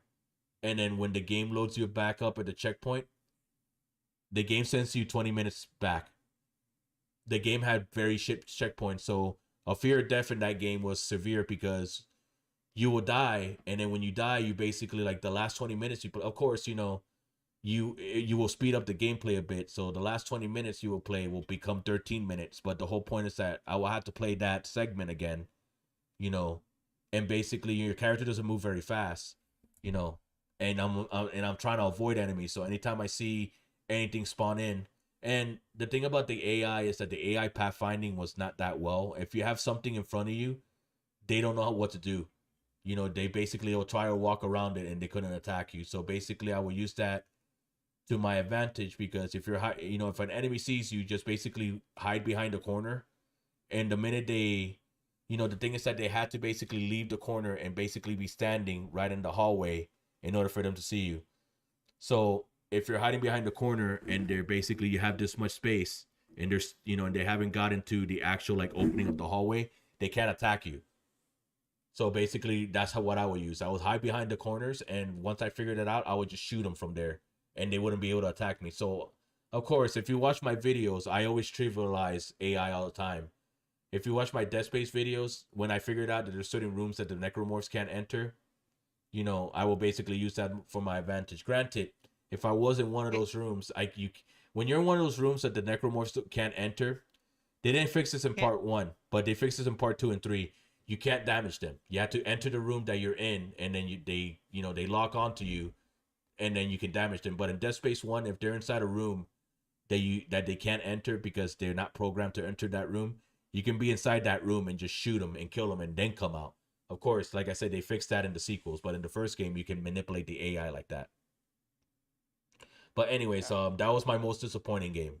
I know I talked a lot, but I had a lot to say about Scorn. I thought it was gonna be. A lot of people thought it was gonna be a Doom. For some reason, people thought it was gonna be a Doom style first-person shooter, fast-paced. I don't know where people were getting this fucking idea from, because if you go back and watch the preview videos, it never looked like Doom to me. Maybe aesthetically, but not like gameplay-wise. What I thought it was gonna be, I thought the game was gonna focus a lot more on shooting, and I thought it was gonna be like Resident Evil, but first-person and an H. Geiger fucking like type universe. That's literally what I thought it was going to be. I thought it was going to be focused more on survival horror, and it ended up being a puzzle game with combat every now and then, and combat that just didn't feel good. But anyways, that's my pick. What's your most disappointing game, Drebin? And don't worry, Spectre, I won't forget you. The most disappointing game, it was Call of Duty Modern Warfare 2. Why was it why? What was it? Was it the campaign? Was it a multiplayer? Yep. What was it? It's a little bit of column A, a little bit of column B. The campaign, while it was pretty bombastic and kind of the same vein as 2019, I personally don't think it was as good as the original Modern Warfare 2. And I'm gonna say it because probably no one here is gonna play it. Like, let's be honest, no Blue 4 good guy characters die. The only ones who die are the bad guys, which, like, that's fine. But like, if you remember the original Modern Warfare 2, yeah, some pretty key characters. Yeah, that were even on Blue 4, even in Call of Duty 4, like your homies will end up dying. Yeah. Fucking like they didn't do none of that. They almost did it in 2019, but Alex ended up surviving because whatever. Alex Mason? No, he was a CIA character, but his name was Echo 3-1, but his like name was Alex Mason. What do the numbers mean? No, but like that, and on the multiplayer side of things, it's all time based, like time of day based. If you play late in the night, like me and the homie have been doing, you run into all the cheaters, the fucking movement kids, all the fucking. Well, because they got to go to works first. And all the fucking sweaties. So like, and the SBMM, as much as people like to shit on people for like using it as an like, here's the thing, SBMM is an actual thing because there will be like 2 games where me and the homie will go like 31-3, and because our fucking our kill death ratio for those 2 games is like 3.0 plus. Now we'll get into all the fucking Sweatlord matches, and we'll just get our asses reamed out for like the entire night, and it's just fucking, it sucks. So like that, like and the fact that the cheaters are even this early into the game's life cycle, they are fucking there. And I know that they are there is because me and the homie will just die to random explosions. Or tracers from the sky, just specifically from not even anyone near us. Just like we'll be in a fucking tunnel and we'll just like no one's around us, and then we'll just get tracer. Wow. And it's just fucking stupid. Like that is my most disappointing game. but there's a game that's even worse, and that is our next category. Yeah, So we'll I'll wait. just We'll give it to wait. Spectre. Yeah, I'll give we'll it to wait for that one. Spectre here. Yeah, Spectre, what's yours? What's your worst? All right. Most disappointing? My I mo mean, yeah. my most disappointing game is Battlefield 2042. You know what? When by the way you were talking about the Callisto Protocol for a second there, before we started this, I had in my mind that was gonna be your most disappointing was the Callisto Protocol. Yeah, But but I anyways, changed my mind. 2042. So Okay, so when they first released the trailer for it, it was all fan service, right? Like everyone was like, it did the fucking yeah. they had the fucking Renazook where he jumps out the fucking jet, he shoots the other jet with a rocket, and then Oh my gets god! back I in. can't believe they did that. Yep, that's how And everybody then was. Yeah. and then I was actually like, oh shit, I hope this is a good game. So my expectations, Sorry. then I hope my expectations were pretty high. And then when the game came out, I was like, Yeah. or like actually no, before it even came out, they were like, hey, we're gonna have specialist guys. And I was like, I mean, there was a lot of bad decisions with that game. Like no, like the specialists instead of letting you pick like the classes, like the old ones were. yeah, What like, let's have no named score, characters that nobody gives a fuck about. Well, that was fun. Well, that was fun. Yeah, yeah. The fucking you told me they took away the cringe lines, which is good. Yeah. They're making it better, but I'm Yeah, still but it's disappointed. yeah. Like, How's the Battlefield like the not the 2042, the other thing that comes with Battlefield, the you know that like when they introduced 2042, they had another thing where it's like you can play game modes or maps from like past Battlefield games. I forgot what that's called. oh yeah, well, I only played one match online. It was I was with a friend. We were playing 2010 or Battlefield 3 versus 1942. That was pretty fun. Um, What's the name you of get that basic. mode or whatever? It's called Battlefield Portal. There you go, They're adding Battlefield they're Portal. Yeah, add yeah, they have Bad Company 2 and Battlefield 3 and 1942 in but let me the guess, game. it's all it is just playing these old school maps on the modern engine, right? Basically, and you can also play as different factions against each other. You can play as 2010 versus 2010. You can play Bad Company versus fucking 1942. And they're adding Battlefield 4 soon I might to do the nice. I franchise. might do a Bad Company let's play for the both games because those are the only Battlefield games that I ever give the fuck about the story because the other ones are just generic. Um, Yeah, Battlefield 4 is pretty generic yeah, too. Battlefield 3 actually Battlefield 3 was bad and then Battlefield 4 was worse. Now 2042 does have some fun gameplay elements. Yeah. Now I like the vehicles in the game because there's like I told you in like Discord, But there's what makes it disappointing though? it's the specialists. It's Oh, there's lack of detail in the game. I see. Yeah, no destruction Like and stuff. yeah, yeah. Like you shoot. Like they were like, oh yeah, we're gonna have all these destructible environments, and then like there's N- only grenade No craters. scoreboard, no And shit. scoreboard either. You can't. Did they put a scoreboard I, will- finally I in the will. game? No, they still do not have a fucking No scoreboard. scoreboard? Damn, dude. Well, Well, that's I think they do, but it's like really fucking well, minimal. I forgot there was another game that came out this year that people were saying that it didn't have a scoreboard as well, and it was a competitive shooter.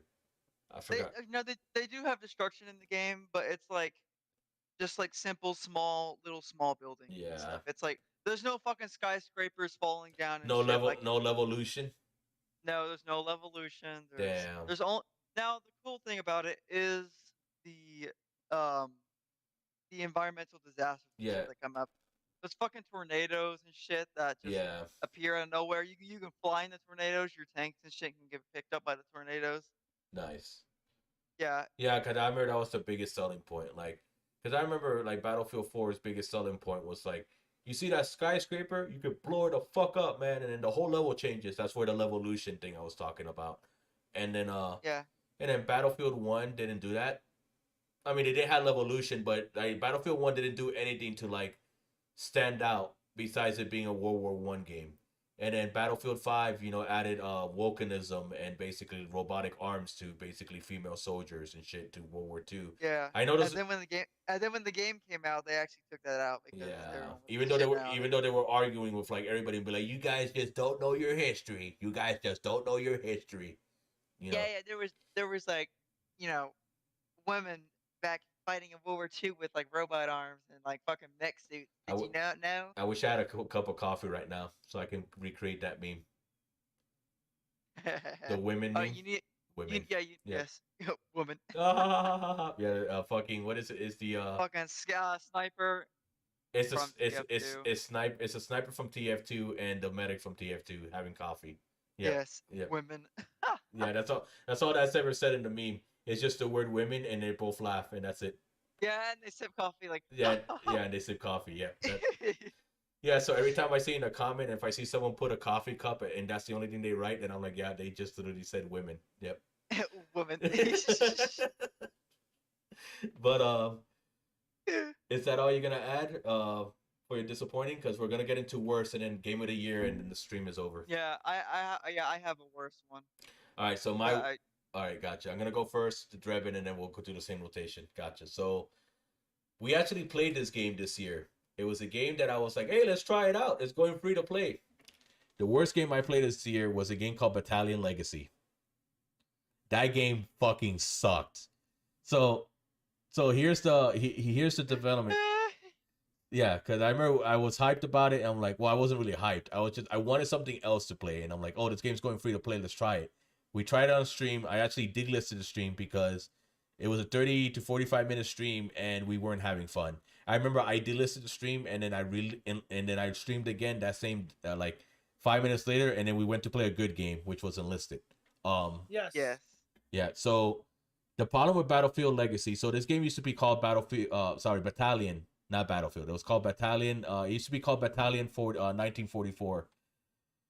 The development history of this game is pretty rough. I never played the original release because you had to buy it. What the original release was, it was a game that was published by Square Enix of all people, and this was supposed to be like an alternative to Call of Duty, because Call of Duty went modern and they started adding all kill streak awards and all that bullshit. So this game was supposed to be old school Call of Duty, Call of Duty that like Call of Duty 1, Call of Duty 2, like before COD 4. It was supposed to be like a World War II game like that. Well, the thing is that this game basically got a few updates and stuff, and then for a long time the developers pretty much dropped the game, right? Like they weren't making any updates and they just left the game the way it was. So pretty much and then eventually Square Enix, they decided we're not going to publish the game anymore because you guys are not working on the game. You guys just literally left it to die. So the game was dead for a year, and then for some reason the developers decided we're going to make it free to play. So we played it. It was terrible. The reason why it was terrible was because my biggest problem with the game was the time to kill. The time to kill in that game was atrocious. What is time to kill, in case you're asking? It's basically how long does it take for someone to kill you, or how long does it take for you to kill someone? Yeah, Halo has a pretty slow time to kill. Yeah, Halo has a pretty slow time to kill. I know Call of Duty has a very fast, time to kill, basically with, the minute someone shoots, the minute someone sees you and they just squeeze the fucking trigger, you're pretty much like dead within the first, within a couple seconds. The problem with Battalion was the minute that someone just basically sees you, the game would just kill you. Of course, they would shoot their gun, but what I'm trying to say is that you died way too quickly. And this was a game that obviously, had people basically playing this game before it went free to play. It went free to play. These guys, obviously, the skill ceiling was way too high. We played it and we got our asses kicked and we're like, this game is garbage. The UI was fucking horrible. Because remember how the UI had all those guns and we didn't know how to navigate the UI and we're like, this UI sucks? Like, it was one of the worst things I ever fucking seen designed by another human being. What's another thing that sucked about this game? I mean, since I don't know about this game, one of the things that sucked, from what I've been reading about Steam reviews, this game used to have an economy in it when it used to be like a game you had to buy. And what I mean by an economy was that when you used to earn weapons, you used to basically be able to, buy attachments, sell attachment, trade your attachments over. And basically, and there was rare attachments and stuff that you can only get by, I don't know if this game had microtransactions, but I know there was a credit system that you earned and that you had to basically earn credits to unlock stuff. Well, the developers, when they went free to play, they got rid of all of that. And they decided to give players everything, but then basically is that when they gave players everything, they took away like the fancy attachments. They took away the fancy guns. So they just basically took away all the cool shit. They gave everybody the basic shit, had it unlocked from day one. And like I said, Battalion Legacy is a garbage game. And what makes it even more garbage, the last thing I was gonna say is that so they released this game. They remove all the extra content. They made it free to play. Oh, they also removed some maps and there was even a party system. Because I remember that when we played the game, there was no party system. I had to join a server and I had to tell you guys, this is a server I'm in, join. And we had to join like 3 different servers because it has that problem that you join a server, like, hey, join the server, and then your buddies are like, the server's full. Fuck. And then I had to leave and find another server. They used to have a party system. They got rid of that too. I guess they didn't need it for the free-to-play version. So they released this game free-to-play, bare bones. They got rid of all the features, and they basically said, here, enjoy the game. We're not going to make an update or anything. The game is full. It's final. Download it. Free-to-play. Have fun. No dedicated servers. Everything's peer-to-peer. No shop, nothing. Buy. Go fuck yourselves. And that's my worst game this year. That game sucked. What's your worst game you played, Drebin? Worst game I played, to be honest, it's Armor Reforger. On top of it being literally just a cash grab and people just riding Bohemia Interactive's dick on it. I've given Bohemia Interactive, who created Arma 3, enough fucking money. I'm not gonna play Armor Reforger. I have it. I bought it for the homie. I've played it a little bit. It's all it is they're using it as like for modders to get used to how they're gonna do content creation in Arma 4. Otherwise, it's a useless fucking game for someone who wants to play. Unless you're on one of the YouTubers who's like deep into Arma shit to fucking like be on one of their servers and like join whatever fucking shit that they're doing. It's no fucking use. It's just not there yet. They're not there yet for what Arma 4 is going to be. And I refuse to, like, I swear to fuck, if they come out with DLC for it, I will not fucking buy it. I can't refund it because of how long I've had it. Yeah. And how long I've played it. So I'm just going to keep playing fucking Arma 3 for my Arma shit. Like, fuck, it's just a piece of shit. It's absolutely, for the end user who's not a modder, look, I want to fucking learn how to mod because currently I'm having the issue in Arma 3 where we have to use private mods to be able to get like some of the gear that we want. And like I hate that. I want to be able to make my own shit, but like, motherfucker, it's just a fucking cat because it was like I think $30. And like it's not even like a full fucking game at all whatsoever. All it is a way to fucking learn how to mod for the next game. That's stupid. That's really fucking dumb. Like, they could have just put out the fucking creation kit. They could have just done that. They didn't even have to put out Reforger. Yeah, it's like fucking Halo. It's like Halo trying to sell you Forge. Yeah, that's a full game. Yeah, that would be a stupid move too. It's like literally like, oh my god. I mean, I wouldn't put it past 343 if they did that. So I wouldn't put it past fucking Bohemia. Yeah. I mean, literally, they did. Gotcha. So is that all you have to say about Arma Reforger? That it's just I have a lot to say about Arma in general, but for that specifically, yes, that's all. Okay, gotcha. I wish I knew Arma. I wish I knew about Arma more. All right, see you, Aparama. We're about to end. Yeah, we're about to end the stream anyway soon. Yeah. All right, so Spectre, what's your worst game this year? Okay, my worst game this year was The Division number 2. Oh yeah. So when I first played the first Division, I actually really liked the setting. I liked gameplay. I liked the progression RPG system that the game had, and that you could play with your buddies. It's like a PvP mode. There's a bunch of cool shit that the game had. Yeah, a lot of people say I never played any of the Division games, but I always hear the same thing. I hear the Division 2 was a step backwards from the first game. Yeah. When I bought the Division 2. When I first played it, it did not feel like the Division 1. It felt, just like you said, it felt like a step back. The environment was empty. The environment was just not that good to look at. So your It typical, was just, the game was empty, dude. your It was typical, it was your typical Ubisoft. It was yeah, a your typical typical yeah. It was a Ubisoft game. typical Ubisoft game, dude. Yeah. It was fucking empty. There was nothing to do. The game. It just felt like they just recycled the first game, but they took out the things that made the first game good. That's basically all I can say Yeah, it's just like the about the battalion. game. It's like the battalion legacy guys. Like we have all this content, but we're gonna take it away from you. We're gonna give you the bare essentials. Oh, but the game's free, so you shouldn't Dude, complain. Yeah. because dude, the first game had it had people actually. It felt like an actual post-apocalyptic game, which the first game was meant to be. And then like you go to the second game, it feels like it's like just no one's there. There's like no one but like the bad guys, and that's it. There's like no Well, yeah, there's no they killed all the good guys. So there you go. no. There's no civilians walking around. There's no life. Like there's no animals. There's nothing. It's just Because they killed it, all the civilians and animals and the good guys. it's dead, dude. The game is just empty. It's dead. There's Well, nothing in the game. that's because the bad guys killed the game too. They saw that it was alive and they need to die. Damn. Yeah. Yeah, the bad guys were Ubisoft themselves. There you go. It was it was Ubisoft. The French, never trust the French with a video game. Yeah, I played the game for like 30 minutes and I was like, dude, this game sucks. Nice. Yeah.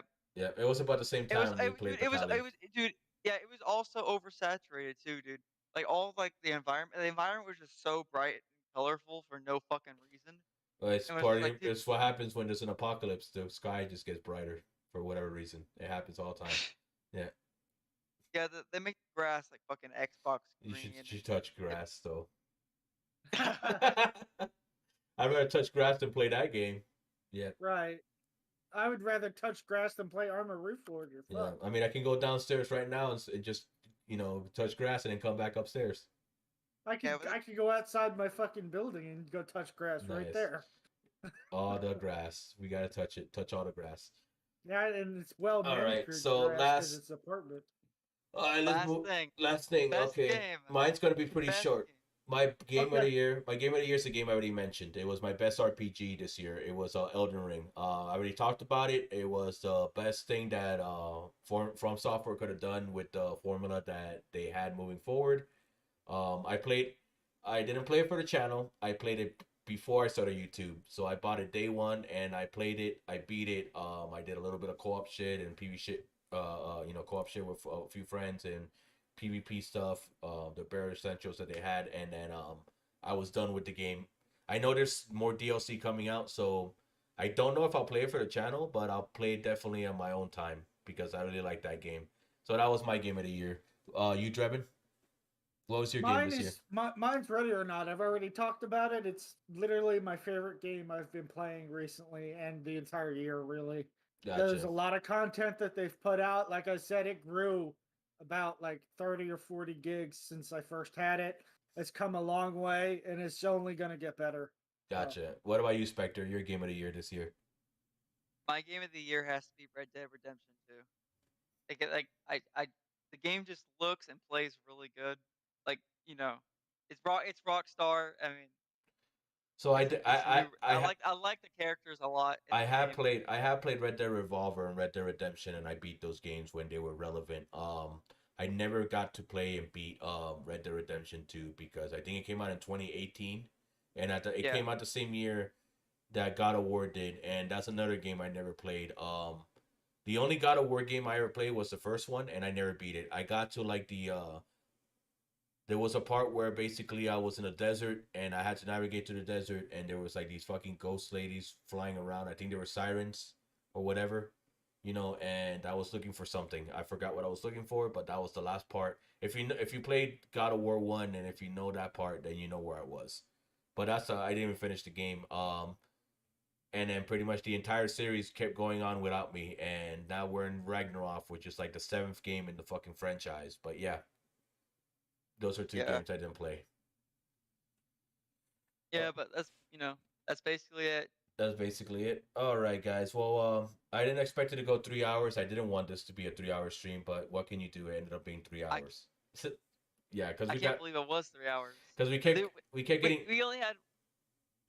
Yeah, we only had 13 categories. The thing is that we kept getting sidetracked, and You know, and It's then okay. yeah, and then people, you know, every time we get people to the floor, and then we kept interrupting each other. We need to get we need to get a little bit more organized. But I guess that's impossible because I watch other people's podcasts, and every other podcast It's is the just same. the same. It's It's the same basically thing. the It's like same. someone's talking, and then somebody's like, wait, and then they'll start talking for like 5 minutes, and then the other guy who was originally talking will come and interrupt that guy just for a third party, just to be like, wait a minute, you guys didn't mention this, and then everybody's like, whoa, and they're trying to talk over each other. I mean, my favorite Fuck it, podcast even that even literally even happens to Joe Rogan a lot. I see his fucking podcast every now and then, and they're always trying to talk over each other. But yeah, my favorite podcast that essentially basically and this is why I'm fine with going past 3 hours is Nerdrotics, Geeks and Gamers, because their streams are like 3 to 4, maybe 5 hours. And like I'm like because I'm up, I don't but it's really just up to you guys if you're willing to stay around for that long. I mean, I'm good to fucking go. the thing is that I when can go for yeah, the thing is that when I stream for so long, I don't know what it is. I can play video games all day by myself, but right. the minute I start recording and the minute I start streaming or something, like, you know, the minute by the time I start getting the hour mark of my let's plays, like I'm trying to like wrap up the episode because I'm like Yeah, same, I I'm know. looking at the time and I'm like I gotta wrap this up because you know I'm gonna have to start editing this. You know I'm gonna have to basically put it through Olive so like that I can start basically rendering the video. Then I gotta make a That's thumbnail. You know, and that's what I need to learn how to do is like rendering and shit. I oh, need to be I'll show you the basics, and then from there you're gonna have to teach yourself. yeah, basically. I just need to know the literally just how to cut out. Yeah, that's what it is. That's all I need to know. I just need to know how to cut out shit because then I can play games for like 4 or 5 hours Yeah, and but then that's exactly what it is. What Waffles mentioned is that I have a higher mental load. You know, I'm basically when I'm streaming, you know, I'm worrying about time. I'm worrying about progressing. Because there's a lot of times in video games where you know I'm playing the let's play and it's like I want to explore, but the thing is that right. there's too much downtime.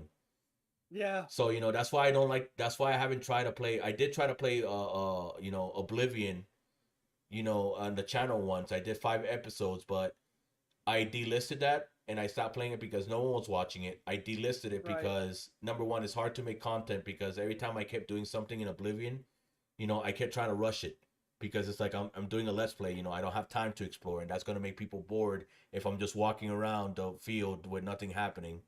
And my commentary back in the day when I was doing those Oblivion videos, it was cringe. I still have those videos saved in my computer. But it was cringe. The jokes weren't funny. What do you call this thing? I didn't know how to commentate. I was still nervous. You know, it was like one of the first video series I started.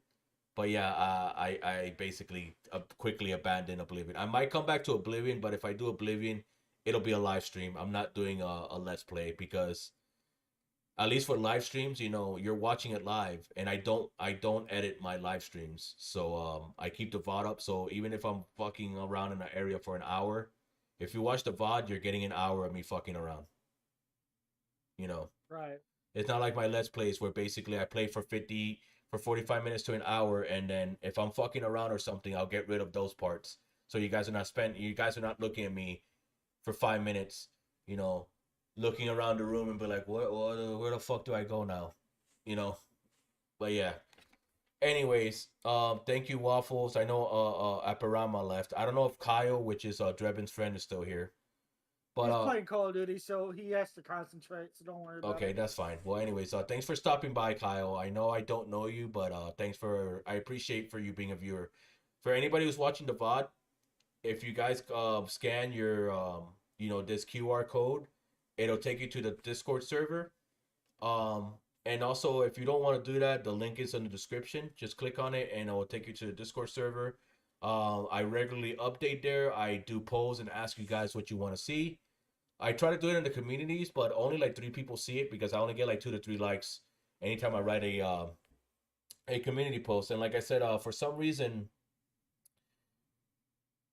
yeah. Yeah, I'm only gonna do it for this. I'm only gonna do it for the whenever we're doing the podcast. Whenever I'm Waffles, whenever I'm doing my regular let's plays, you know, my face will be where it normally is with the QR code. This is just to promote the thing so people stop by and they want to have more discussions, they can just scan that. But yeah, I just Googled QR code maker and it was a free website. and they let me Yeah, put it's right there. It's called Privacy Flow Code or whatever. The name of the website. Yeah. Adobe Express literally it's for free and you don't get a watermark on it. Oh, whatever. I don't Yeah. care. I don't care about the watermark. Well, you know what? Send me that one and I'll do it again and I'll take off the watermark because it does have that flow code, that thing. But at least they let me put the fucking my avatar in the middle there, which is cool. I think that's the only thing that Adobe. Let me just grab it. I think that's the only thing you can't do, but I don't know. I may be wrong. I mean, if they don't let me put the picture in the middle, it's not the end of the world. I thought it was really cool that they did. But anyways, guys, thank you so much for the little very of you. There's probably only Waffles, probably the only one here, but thank you so much for watching the podcast, even though you made it like towards the end. But thank you so much anyways, because for like the first 30 minutes there was nobody here. Like we were just talking and there was no viewers. And this was something that people wanted. I don't know what it is. But my last I guess YouTube is not promoting my stuff again because my High on Life and my recent Resident Evil 2 video got shit for views. Whenever like the first High on Life video did really well view wise and also watch time wise. And Resident Evil Remake 2, the original, like the first video, that shit did fantastic in views. It got like 50 something views and the average watch time was like 22 minutes long, meaning that people basically either got through the entire video or they got through most of it. So, and then yesterday the video was up for like 15 hours and it had 0 views. I woke up, I took a nap, I woke up and the video now has about, yeah. That's why Waffles. That's why yesterday I was asking Tyler. I'm like, "Are you like can you see the Resident Evil video on your feed?" Because like I said, like the first video got 50 views, and then the second video I posted it 0 views for like 15 hours. Nobody clicked on it, and I was like, "What the fuck's going on?" But anyways, yeah, I guess YouTube is not promoting my stuff. I'm just hoping that whenever I post episode 3 and it pops up on people's sub box, that they're like, "Oh, where's episode 2?" And they click on my thing and they go find episode 2, watch episode 2 first, and then go watch episode 3. That's what I'm hoping happens. But yeah, the same goes for your High on Life one too. Yeah, I've had a lot of times where basically like I guess people don't see like the second episode. Because I've had a lot of times where the first episode has like 80 views, second episode has 36 views, and then episode 3 has like 50 something views, and it's like, why did you guys skip the second episode? Whatever. Anyways, yeah, because that happens a lot. That sometimes the second episode has shit views, and then episode 4, I guess people, because I guess there's a part in that game that's supposed to be like the highlight. Right. Yeah, that's supposed to be the highlight. You know, for example, that happens a lot of my Dead Space playthroughs. If you go look at it, like, you know, like like in Dead Space 1, the one video that has the most views is the one where when Dr. Mercer appears for the very first time. That's the most viewed episode of Dead Space 1. It's the one that has to, I guess, because people like Dr. Mercer that much that when he appears, they're like, I want to see his reaction to this guy. And my reaction was like, this guy's crazy. And then I was like, and then everybody's like, yeah, that's the reaction I was looking for. And then they don't watch it, and then they don't watch the rest of the video. No standard. There's like, that's what it is. Standard. He said he was a crazy dude. What did it? I guess they wanted me to be like, oh my god, what is this guy? Yeah. So I don't know, man. Sometimes I feel when people Markiplier. Yeah, Markiplier, PewDiePie. You know, because I went back and I started watching some of PewDiePie's old Amnesia videos. And here's the thing. It's just overreaction, bro, because, you know, there are parts where monsters, like, jump out in front of me, and the worst thing that can happen is that I go, oh, shit. That's the worst reaction you can get out of me. Twitcher. Yeah, that's the most reaction you're ever going to get to me in a horror game. You're going to get me basically be like, you're like, oh, fuck. Or going to be like, ah, you know, or something like that. You know, just a short scream and a little jump. You're not gonna see me going. Ah! Kev, we need to play Phasmophobia. Yeah, so like that I can be the whole entire game. I'll be like, wow, wow, wow. That's totally every fucking Phasmophobia streamer. That's every single try-hard YouTuber, dude. It's the fact that when something scary is gonna happen, I gotta throw my fucking headphones on the floor and I gotta run out the room and basically, you know, and then basically tell my viewers that I ran all the way to 7-Eleven because I was that scared. I gotta go get it for real. Yeah, I needed to get a for real. You mean a Slurpee? No, they have. Oh, the 7-Eleven that is near me. They call it a for real. Yeah, they had no. They had it's not a fruit Slurpee, whatever the fuck. It's like an ice cream, like Oh, a milkshake. It's like a milkshake oh, I cup. don't know what that is. Yeah, they were really good. They stopped serving them though because the fucking machine broke. Fucking like Gotcha. Well, anyways, McDonald's looking ass. the goddamn it, machine's always broken. They always lie. It's not that the machine's broken. It's the fact that they don't want to clean out the machines or refill it. Come on, camera, bring me back down, please. They probably do worse. Bring me back down, camera. There we go. It's like I gotta actually like move it with my arm, like. Ugh. Dude, the fact that's kind of funny. I like it. I think it's pretty cool because it keeps me in frame. It just is annoying whenever it like when I'm just sitting here and it decides that it wants to elevate me for no reason. But whatever. I see you guys later. Thank you so much for joining the stream and adios. Sayonara. Bye.